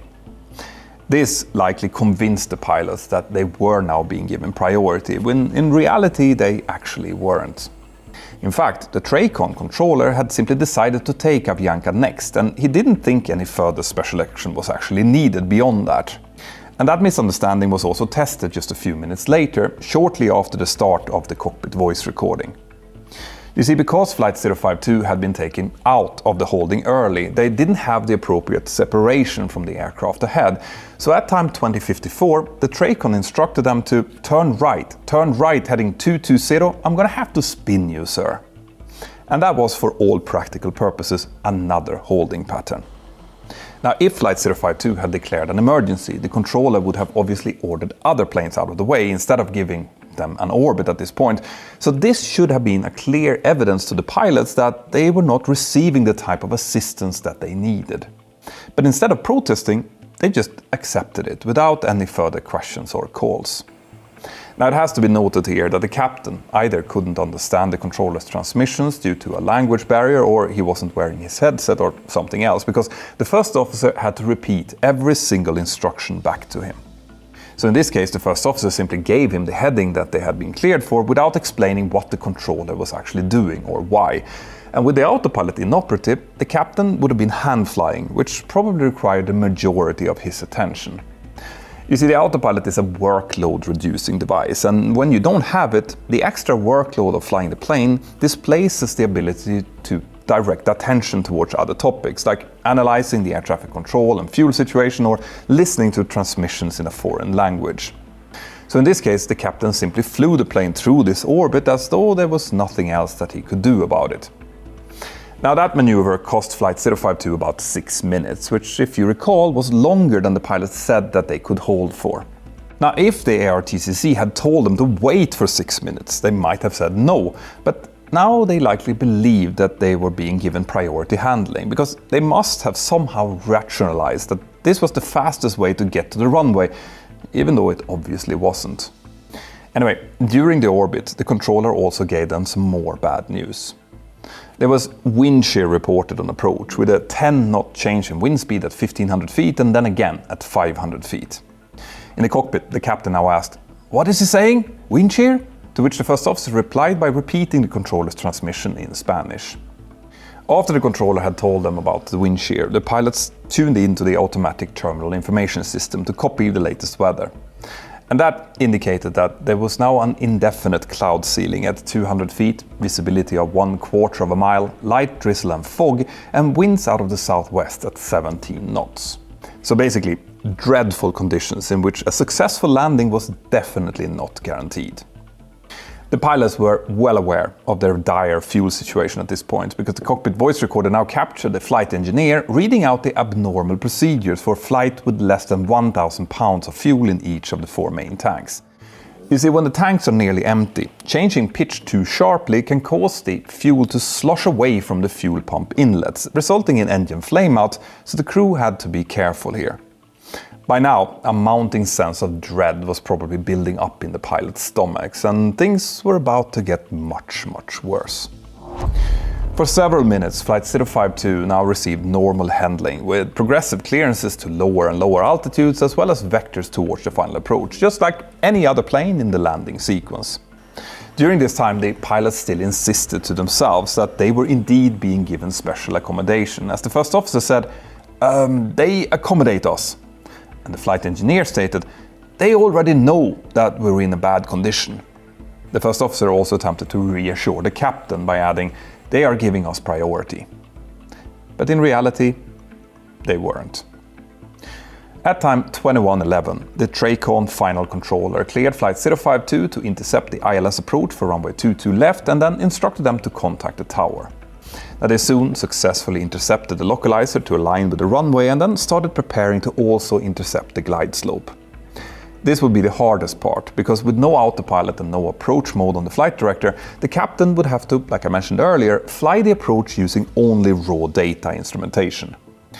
With reported wind shear, low visibility, manual flight on raw data and critically low fuel, this was almost certainly the most difficult approach that this captain had ever flown, and it was definitely the one with the highest stakes. Their fuel at this point was so low that if they didn't land on this first attempt, there was almost no chance that they could complete a second approach, so they had to get this approach right. Inside the cockpit, the captain continued having difficulty processing what his colleagues were saying, and at one point he even snapped at the first officer and told him, "Tell me things louder, because I'm not hearing it." And that was a clear sign that he was under extreme stress at this point. At time 21:18, Flight 052 finally began to intercept the glide slope, while the pilots progressively extended the flaps to their maximum setting of 50 degrees and also lowered the landing gear. It would later turn out that flap 50 actually wasn't allowed with the special hush kits that this 707 was equipped with due to noise, and the extra drag from this flap setting likely made the captain's job even harder. Ahead of them, another aircraft now encountered a significant wind shear, worse than what the controller had previously reported, but this information was never passed on. In the cockpit, the captain was trying to follow the glide slope, but he did so with a rate of descent that was too high, likely because of a 60-knot headwind that was causing them to have a lower ground speed than normal. And because of this, they now quickly began to descend below the glide slope. The first officer called out corrections, to which the captain ended up overcorrecting, which is very easy to do when you're flying raw data. Remember, he didn't have a flight director telling him how much he should be pitching up or down as he normally would. At time 21:20, Kennedy Tower cleared Avianca Flight 052 to land and reported that the wind was now 090 degrees at 20 knots. So, with that 60-knot headwind that they had at their current altitude, this meant that somewhere in the next few minutes they would experience a 40-knot decrease in wind, in what's known as a negative wind shear. A positive wind shear tends to increase the airspeed and lift the plane up, so a sudden loss of headwind would have the opposite effect, causing airspeed to decrease and the plane to descend instead. Continuing to monitor the instruments as they passed through 1,000 feet, the first officer repeatedly warned, "Slightly below glide slope," and the captain repeatedly responded by overcorrecting above and then back below the glide slope, obviously struggling to follow the raw data indications. "Below glide slope," the first officer cautioned again. "Glide slope!" And then suddenly, At time 21:22, the headwind decreased by 30 or 40 knots in a matter of seconds, causing the airplane to descend rapidly. "This is the wind shear," the first officer exclaimed, accompanied by the ground proximity warning system bursting into life, blaring out, "Glide slope. Whoa, up. Think rate." 500 feet, the first officer then called out. They were now getting very low on the approach. A mile and a half short of the runway, they descended to only 200 feet above a residential neighborhood. The ground proximity warning sounded 13 separate times as the flight crew now desperately looked out, searching for the runway through the rain and fog. But with a cloud ceiling at 200 feet and only a quarter of a mile of visibility, they were unable to spot it. In the cockpit, there was now desperate shouting as the captain exclaimed, "The runway, where is it?" And the first officer repeatedly replying, "I don't see it, I don't see it." And it was at this moment that the captain came to the horrible realization that they wouldn't be able to land. He had no choice but to go around and hope for the best, so he now made the fateful call, "Give me gear up." At this point, Flight 052 only had about 10 minutes of fuel remaining, so even if they had immediately turned straight back to the outer marker and repeated the final approach, it was questionable if they could have made it. But if they wanted any chance of survival, they had to at least try. Try to get that aircraft quickly onto the approach again, but that's not what happened. As the captain started to go around, he told the first officer to request another traffic pattern, while the flight engineer warned him to be smooth with the nose to prevent fuel slushing and engine flameouts. "Executing a missed approach, Avianca 052 Heavy," the first officer reported over the radio, and Candidate Tower responded by instructing them to turn left onto an outbound heading and climb to 2,000 feet, which was the ILS intercept altitude. Hearing this transmission, the captain started to say, "We don't have fuel," but the first officer again simply read back the clearance and didn't protest any further. The captain continued by saying, "I don't know what happened with the runway. I didn't see it," and he then added, "Tell them we are in an emergency."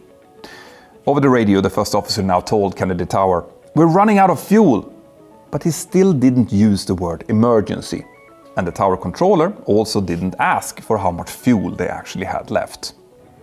The captain continued to insist, "Advise him we're in an emergency. Did you tell him?" To which the first officer replied, "Yes, sir, I have already advised him," which is the biggest indicator we have that the first officer believed his request for priority had really conveyed their emergency status to air traffic control. In fact though, until the first officer said, "We're running out of fuel," neither the TRACON nor the tower controller knew that Flight 052 had any problem with the fuel at all. As the aircraft continued through its outbound turn, the tower instructed them to contact the TRACON for resequencing, which is not at all what would have happened if the controller believed that they were in an actual emergency, by the way. And once again, the first officer simply complied with that request. Moments later, after the crew advised that they had made a missed approach, the TRACON controller instructed them to climb to 3,000 feet in order to get them back into the approach queue. The captain told the first officer to advise him we don't have fuel, but the first officer only acknowledged the instruction to climb whilst also adding, "We're running out of fuel, sir." Climbing to 3,000 feet would simply waste their fuel and throw away whatever slim chance that they still had, but yet the captain complied and they started climbing anyway. The controller now also said, "Avianca 052 Heavy, I'm going to bring you about 15 miles northeast and then turn you back into the approach. Is that fine with you and your fuel?"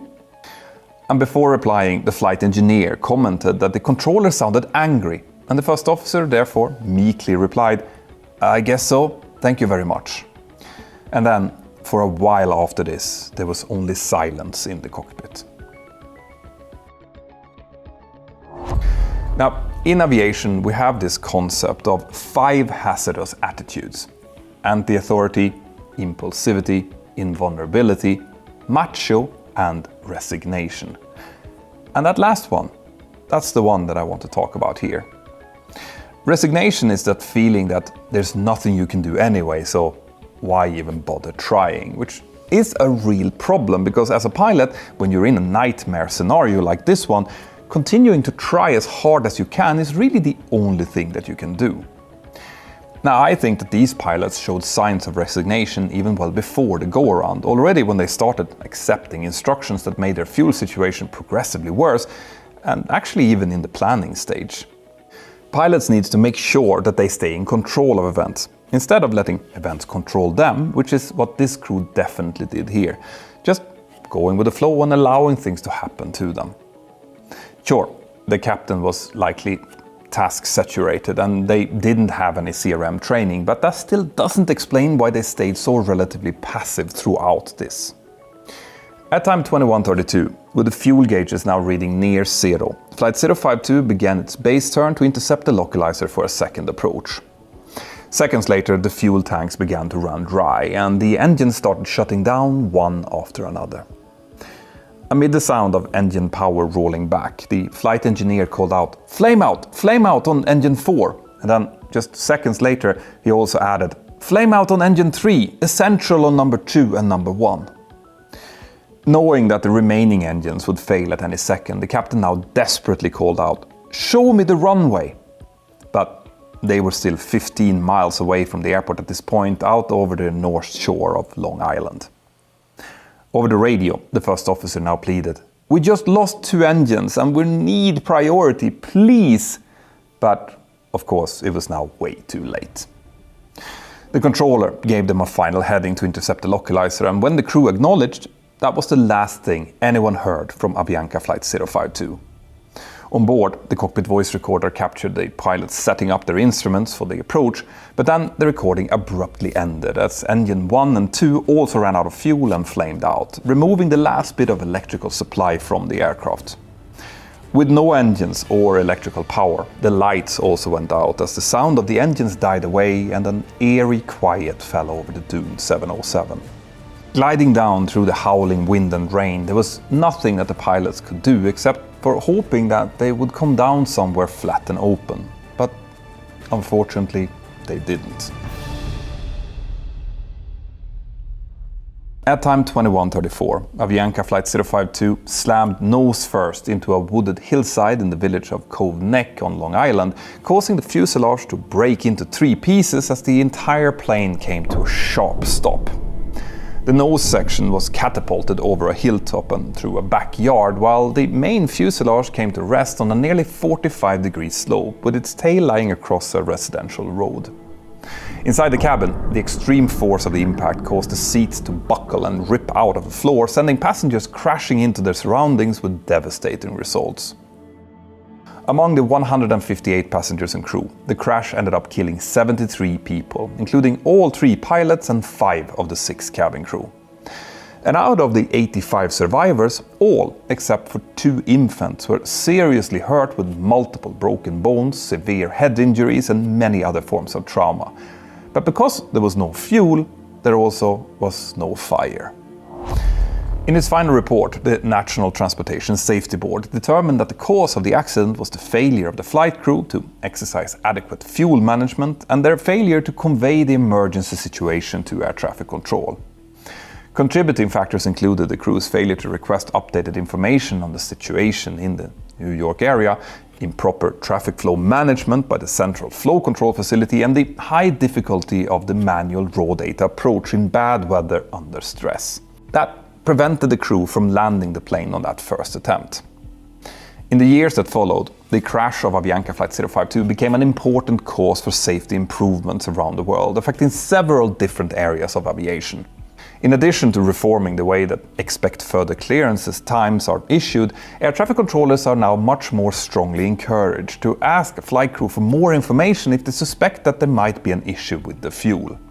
And the International Civil Aviation Organization established the first unified global testing standards for airmen's English in order to ensure that pilots from around the world could effectively communicate in the language of aviation.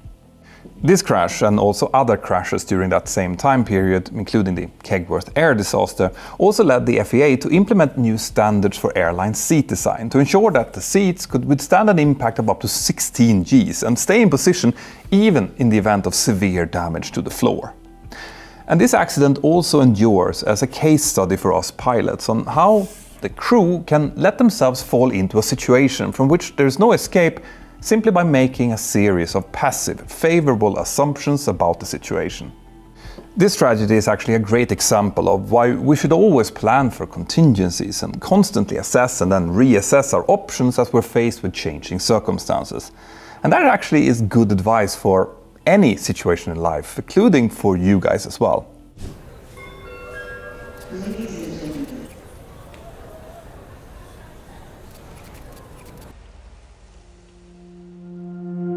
On the 5th of March of 2015, the northeastern part of the United States was in the grip of a major winter storm.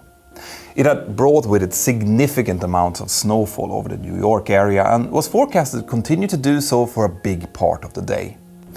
But the poor weather did not stop the continuous stream of aircraft that were arriving and departing from the giant city's main airports.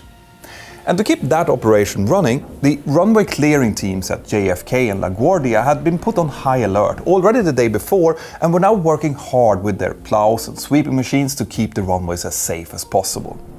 Far south of New York, in Daytona Beach, Florida, the weather was significantly more pleasant as a crew from Delta Airlines reported for duty in the early hours of the morning. They were about to start the second day of a 4-day trip together, and on the previous day they had operated 3 flights before they reached Daytona Beach for their night stop. The pilots had then later enjoyed a dinner together at their hotel before going to bed at around 2100 to prepare for the early morning departure that they had scheduled on the following day. Both of them were feeling well rested and ready to fly again as they met up with their 3 cabin crew colleagues at around 0500 in the morning on the 5th of March to start their pre-flight preparation. They were scheduled for another 3 flights on that day, starting with a leg from Daytona Beach to Atlanta, then onwards to LaGuardia Airport in New York, and then finally to Orlando, where they would have their next night stop. When they started reviewing their briefing documents, they could see that the weather in New York was potentially going to be a problem, but that is often the case during the winter months and normally not a major concern. Because when we pilots are faced with poor weather at any of our destinations, we will always first verify that it's good enough for planning purposes, which is a set of visibility, wind and runway condition requirements that has to be within limits before departure. If it is, we will then make sure that our alternates are holding up as well, and after that start planning on how much extra fuel we will take to anticipate potential holdings for snow clearing or delays.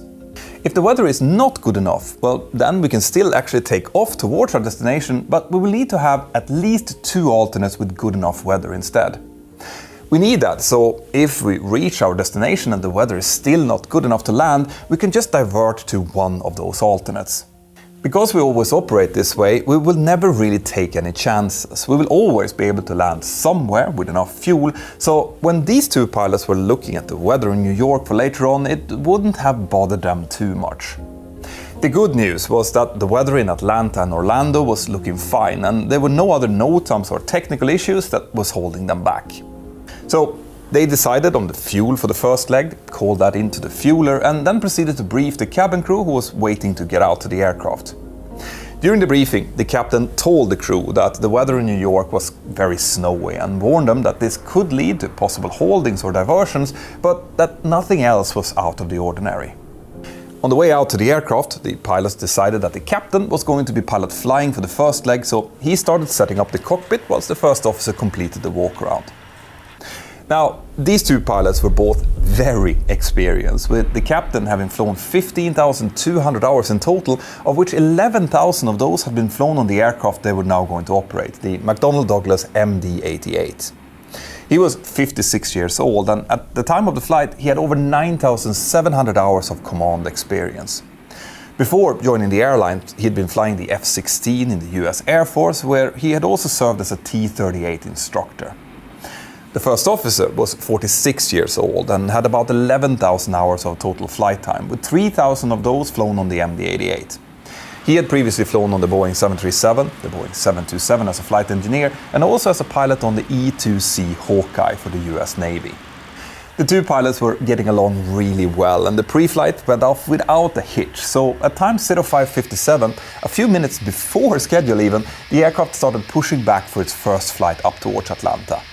This flight was completely uneventful, but the pilots knew that the real challenge of the day would likely be coming up on the second leg, so they spent some time in the cruise looking through the forecasted weather again and doing some planning for that coming flight. Now, before we go any further, let's take some time here and talk about the aircraft that these two pilots were operating. The MD-88 belongs to the second generation of the popular DC-9 family. It's a stretched version with two large JT8 Delta 219 turbofan engines mounted on the aft part of the fuselage, and because of that, it's also equipped with a T-tail.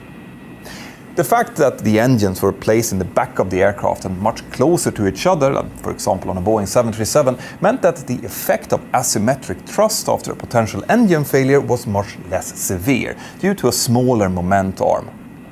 This in turn meant that the rudder could be made smaller, and the fact that this smaller rudder was situated so relatively close to the engines will have a very big impact on what's about to happen. And why is that then? Well, when an aircraft of this size is maneuvering on the ground at low speeds, it generally uses nose wheel steering to do that.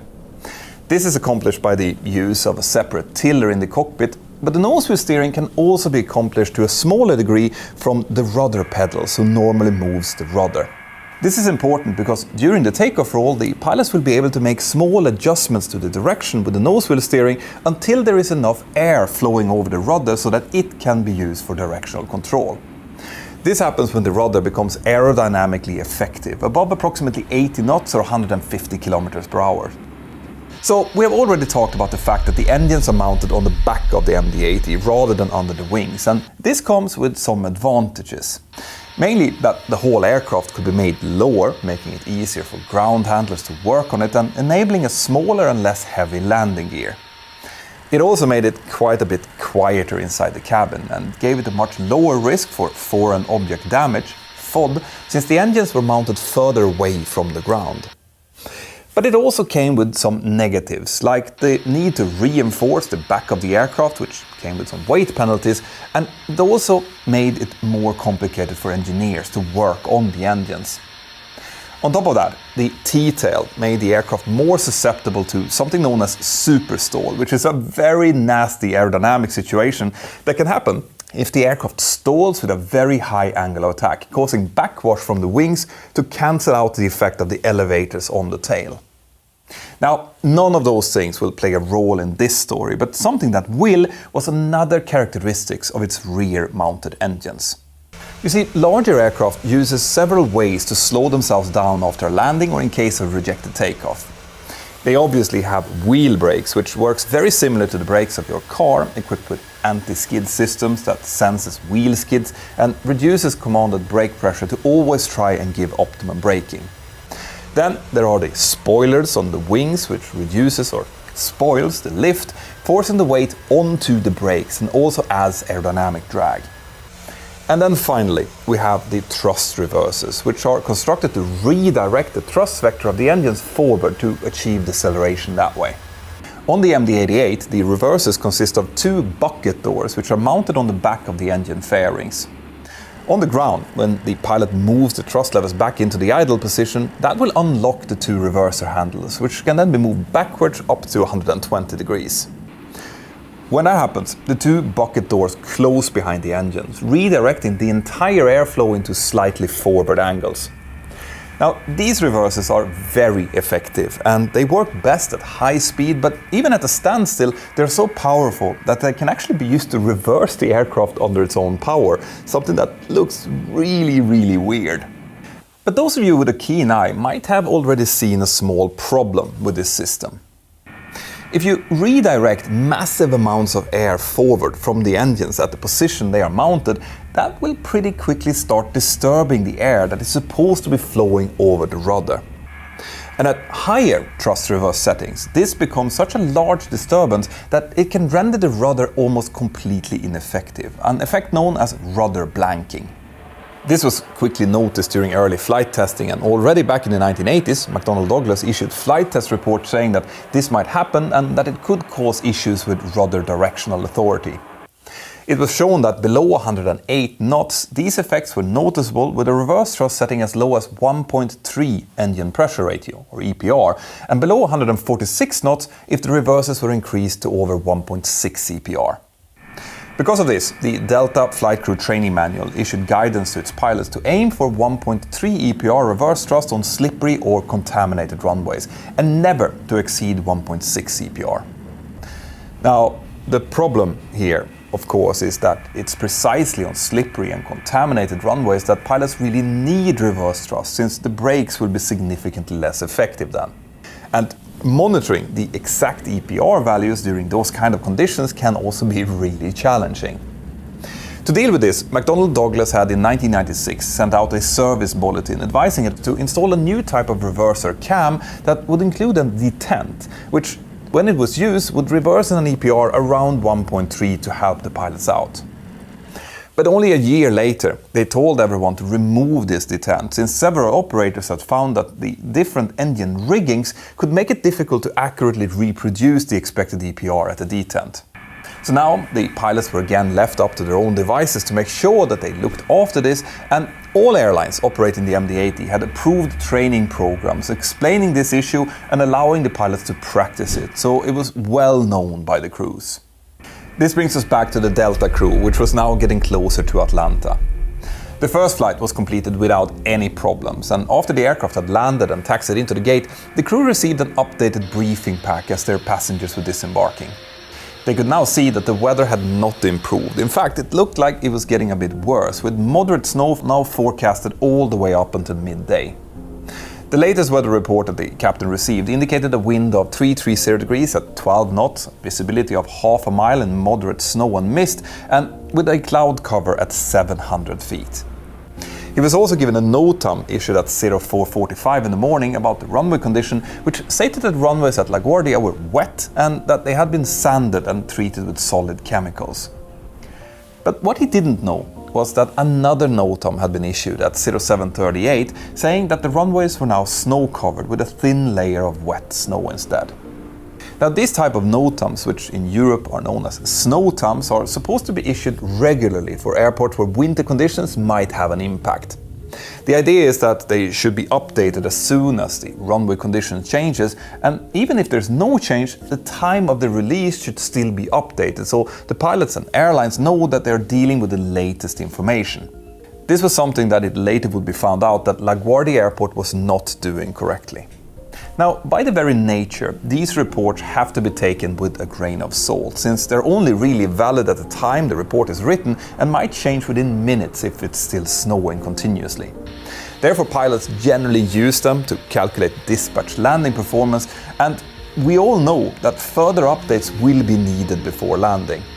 In any case, as the crew were now getting ready for their departure towards LaGuardia, they could see that the weather was still good enough to dispatch and that the weather at their alternates were also holding up.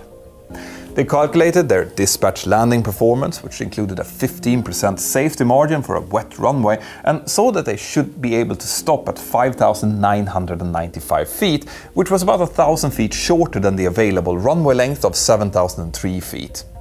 It was the first officer's turn to be pilot flying on this leg, but the captain decided that he would fly this flight as well due to the poor expected landing conditions.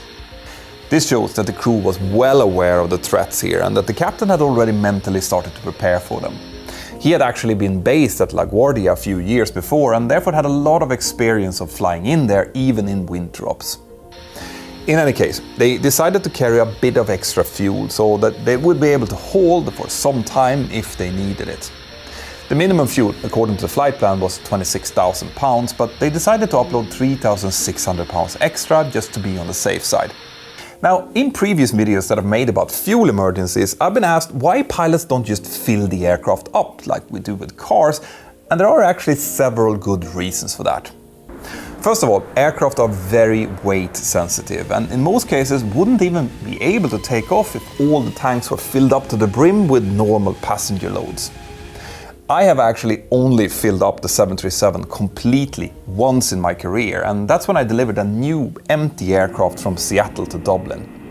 But also, it costs fuel to carry fuel, around 2.5% per ton per hour, so it's extremely uneconomical to be carrying around loads of extra fuel for no particular reason. But in this case, there's also another factor that the pilots needed to keep in mind. You see, with extra fuel, the aircraft would indeed be able to hold for longer, but if that hold wouldn't materialize, well, then they would also be carrying more weight during the landing, which would make their required landing distance even longer. So it's quite tricky to make these kind of decisions when you're dealing with winter ops, as the conditions always tend to keep changing. Anyway, as the pilots were having these discussions and preparing the aircraft for departure, the cabin crew were boarding the 127 passengers who were booked on the flight. Among those passengers were 2 lap-held infants who, because they didn't have their own seats, didn't have their own boarding cards either, something that will become important later on. When everything was completed, the pilots called up air traffic control, asked for clearance and started pushing back from the gate just a few minutes behind schedule. They taxied out normally, and at time 09:24, Delta Airlines flight 1086 took off from runway 28 in Atlanta and started tracking northeast towards New York. The aircraft climbed to its planned cruising altitude of 33,000 feet, and once all of the paperwork had been completed, the 2 pilots started turning their attention to the upcoming landing. About 1 hour and 10 minutes before the landing, the cockpit voice recorder picked up the first discussions regarding the complications that the weather would potentially bring them.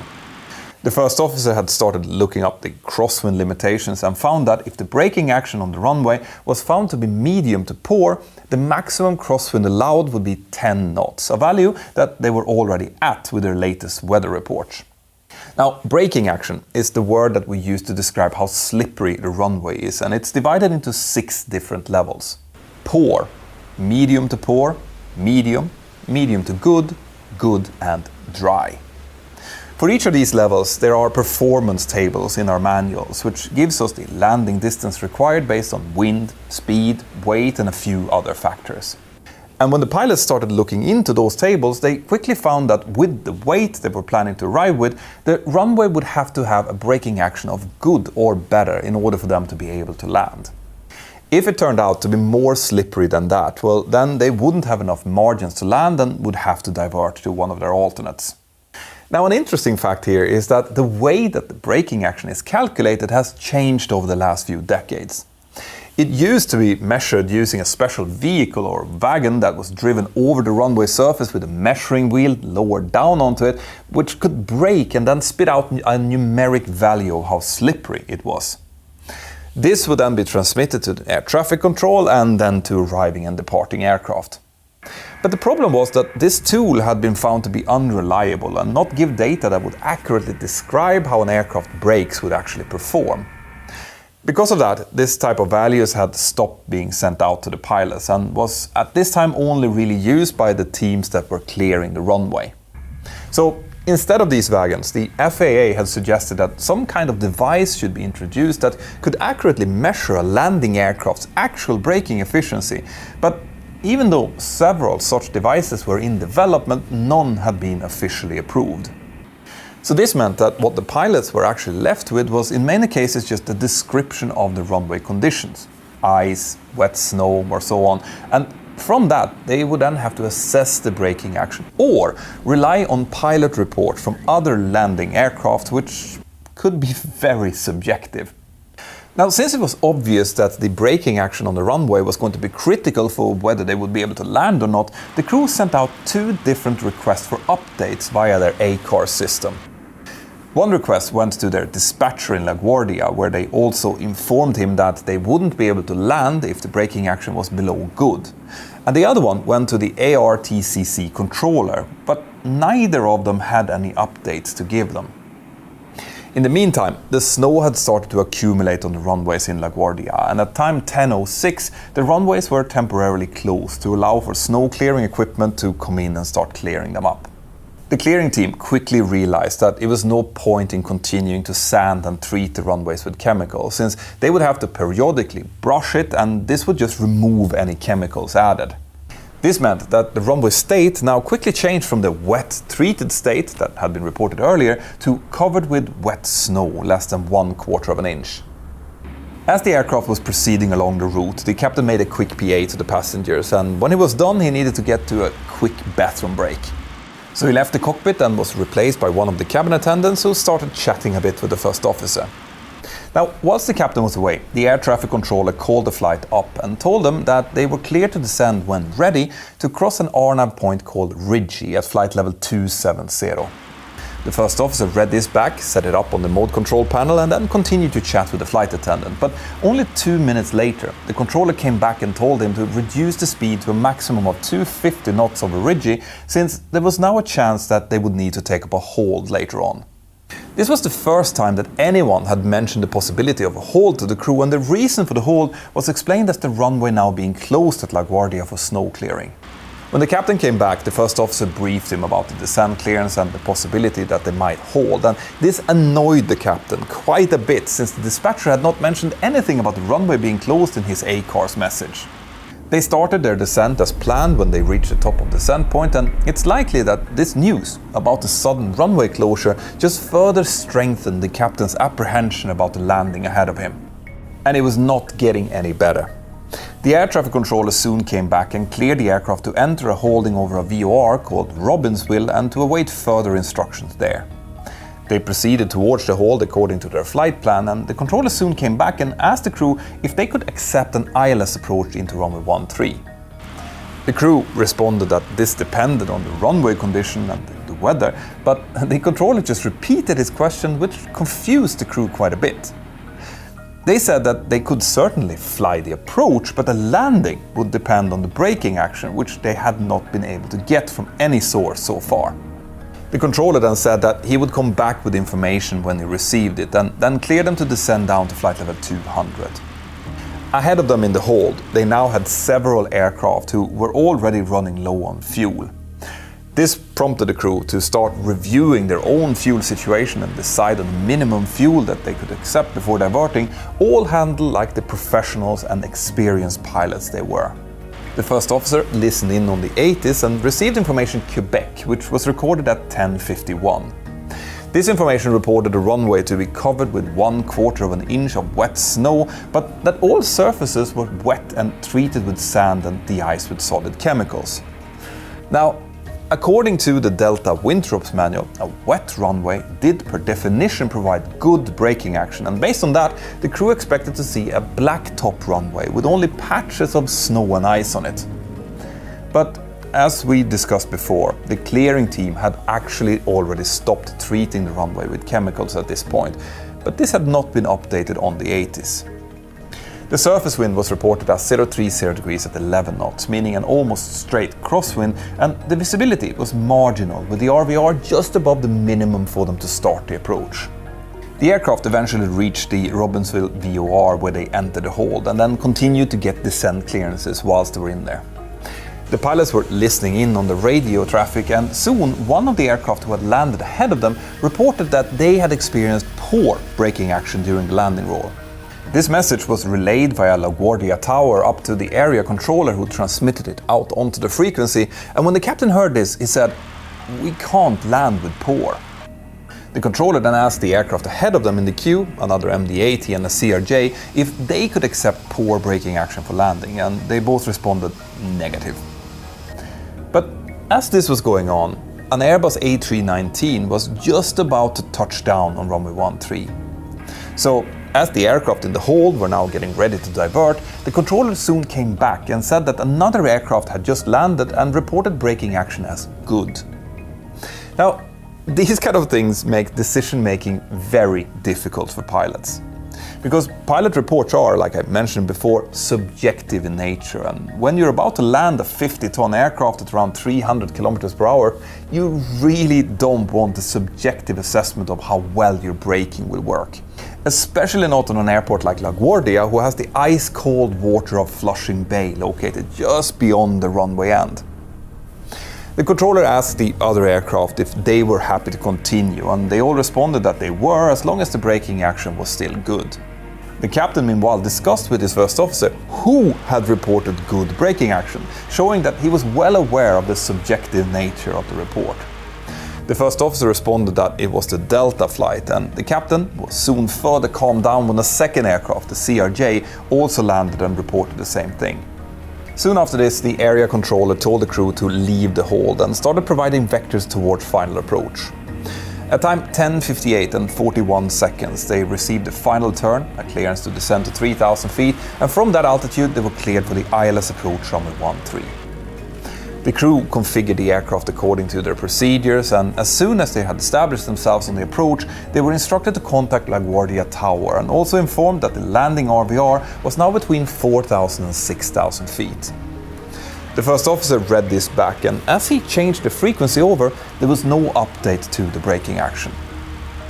The tower controller welcomed Flight 1086 onto the frequency and then cleared them to land. But the captain, who had now noticed that they had a quite significant tailwind of around 11 knots, asked the first officer to check for the latest wind. The tower controller replied that the latest spot wind was 020 degrees at 10 knots, which would mean a slight tailwind component, and when he heard this, the captain just exclaimed, "Oh jeez." So why was this exclamation important? Well, the pilots were both well aware of the fact that it was still snowing on the ground, and with that, the conditions could change rapidly. They also knew that their landing performance was calculated on good braking action and that the calculation was already quite marginal, with only a few hundred feet to spare. Any tailwind would increase their ground speed, leading to an even longer landing distance, and their crosswind limitation with a slippery runway was around 10 knots, something that they were now on the edge of. In other words, it is very likely that the captain knew that he was facing several potential threats on this landing and that he therefore would need to perform on his absolute A-game. On the other hand, none of these values were outside any specific limits, so they were perfectly okay to continue the approach. The pilots configured the aircraft for landing and then completed the landing checklist. All of the flight parameters were stabilized as they passed through the landing gate at 1,000 feet and then continued down towards the minima at 214 feet. At time 11:01 and 51 seconds, at an altitude of around 350 feet above ground, the captain called out, "Approach lights in sight," and then 2 seconds later, "We're going to continue." Now that last call-out was not required according to its SOPs, but what had happened here was that when the aircraft broke through the clouds, the pilots saw something that they had not anticipated. The runway ahead of them was not the black, wet surface they had expected. Instead, the runway was completely white and covered with snow. This would have further heightened the alertness of the captain, and he likely made this call out to reassure his colleague, who was now seeing the same thing. Remember, all of the aircraft ahead of them had been landing without any issues at this point. The speed had now been reduced to their reference speed for flaps 40 plus 5 knots, and at an altitude of around 188 feet, the captain disconnected the autopilot and autothrottle to hand fly the last part. The aircraft passed the runway threshold with a speed of 137 knots, and at time 11:02 and 16 seconds, the main gear touched down about 600 feet in on runway 13, which would have been in the beginning of the touchdown zone. As soon as the weight on wheel switches were activated and a wheel spin-up was sensed, the spoilers should have activated automatically, but likely due to the slippery surface they didn't, so the first officer activated them manually and called out, "Spoilers up!" About 1 second after main gear touchdown, the nose gear was also landed, and at almost the same time, the first officer called out 2 in reverse, referring to the thrust reversers, which the captain had immediately activated upon landing. About 1 second later, the first officer also called out 110 knots. The runway heading was 134 degrees, and the aircraft touched down with a heading slightly to the left of 132 degrees, well within the normal range. And now things started happening very quickly. For the first few seconds, the aircraft tracked the runway centerline reasonably well, but then, because of a combination of different factors, the aircraft started veering to the left. These factors included the effect of the left crosswind, which was now pushing on the aircraft's fin, making it starting to weathercock into the wind. And on top of that, when the captain selected reverse thrust, the left thrust reverser activated slightly quicker than the right, which also pulled the aircraft to the left. The captain obviously noticed this and started to give right rudder to follow the centerline, but in his focus on making sure to get the aircraft to stop, he had made one big mistake. Instead of limiting the reverse thrust to 1.3 EPR, he was now using almost full reverse thrust, with the left engine ultimately giving 2.06 EPR and the right 1.91. And do you remember what happens when that much reverser is being used? Yes. This meant that the effect of the rudder was now completely blanked out by the reversers, and with that, the normal high-speed directional control. And since the runway was slippery, the nose wheel steering was not of much use either because of almost no friction. The first officer who was monitoring this saw how the aircraft started to turn and called out of reverse, to get the captain to reduce the reverses and hopefully regain control.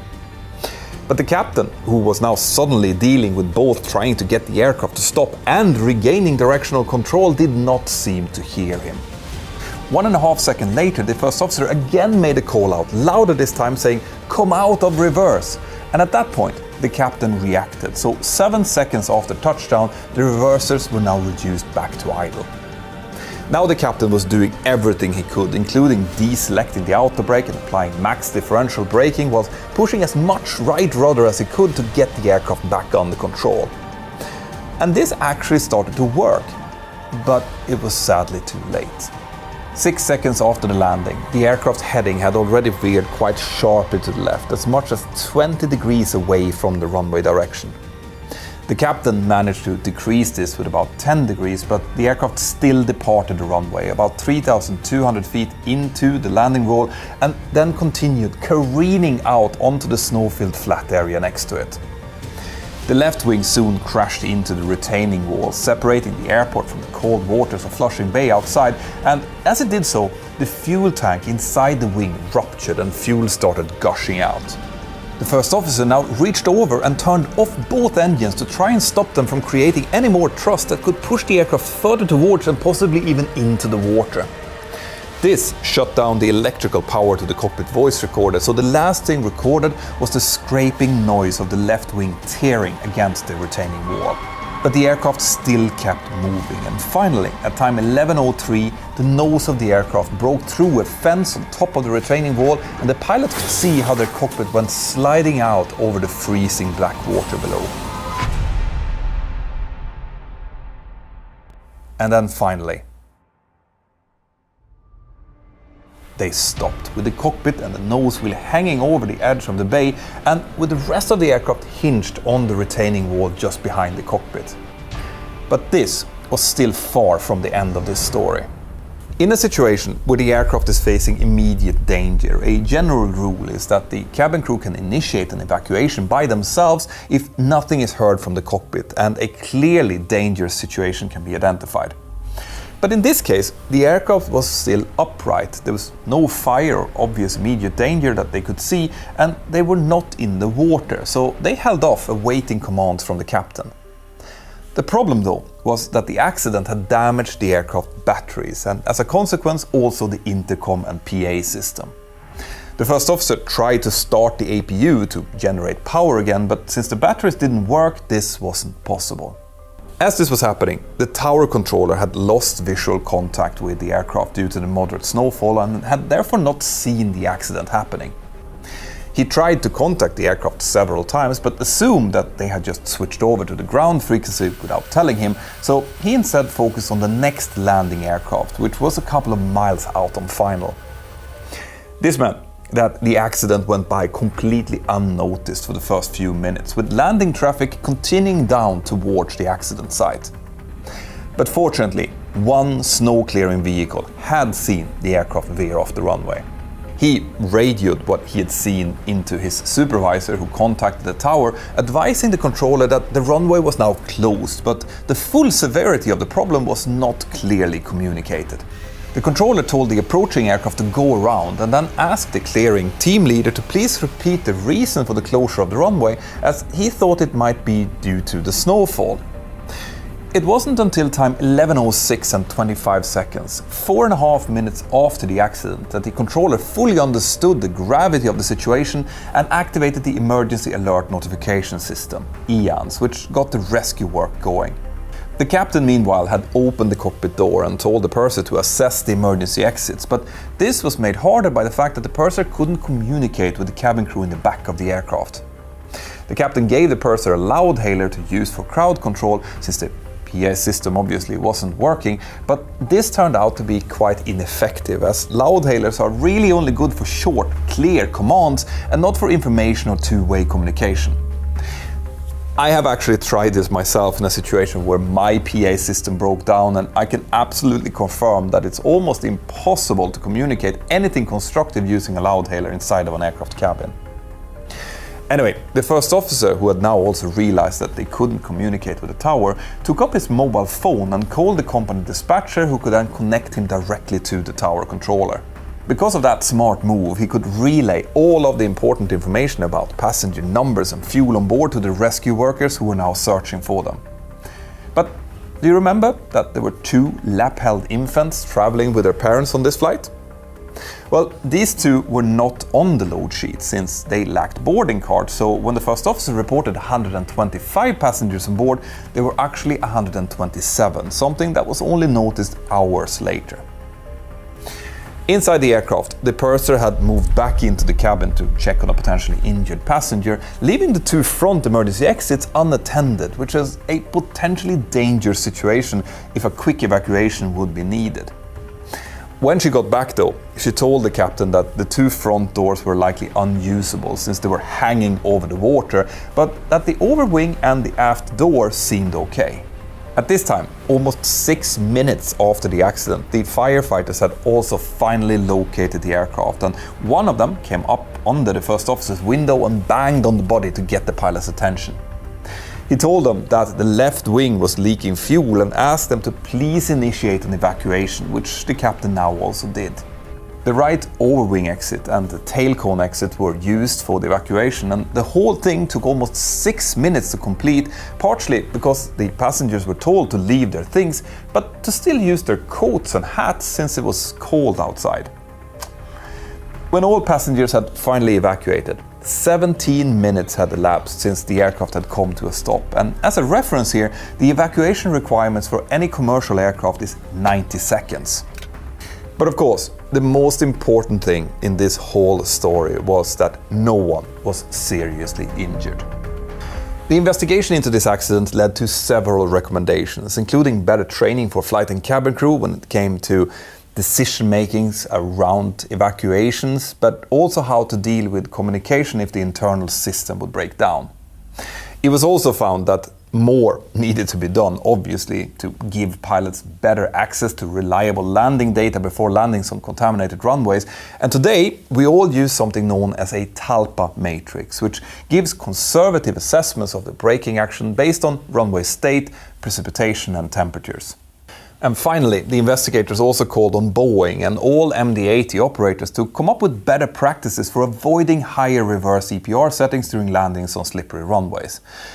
But on a personal note here, which was also echoed by some of the investigators in a statement, it's just very, very counterintuitive for any pilot to have to limit reverse thrust in a situation when it's actually most needed.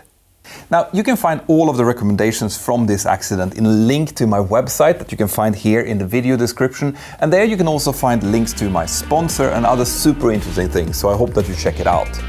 Please also consider leaving a super thanks using the heart-shaped dollar button somewhere here below, or join my wonderful Patreon crew. I would love to see you on my next hangout. Have an absolutely fantastic day, and I'll see you next time. Bye-bye.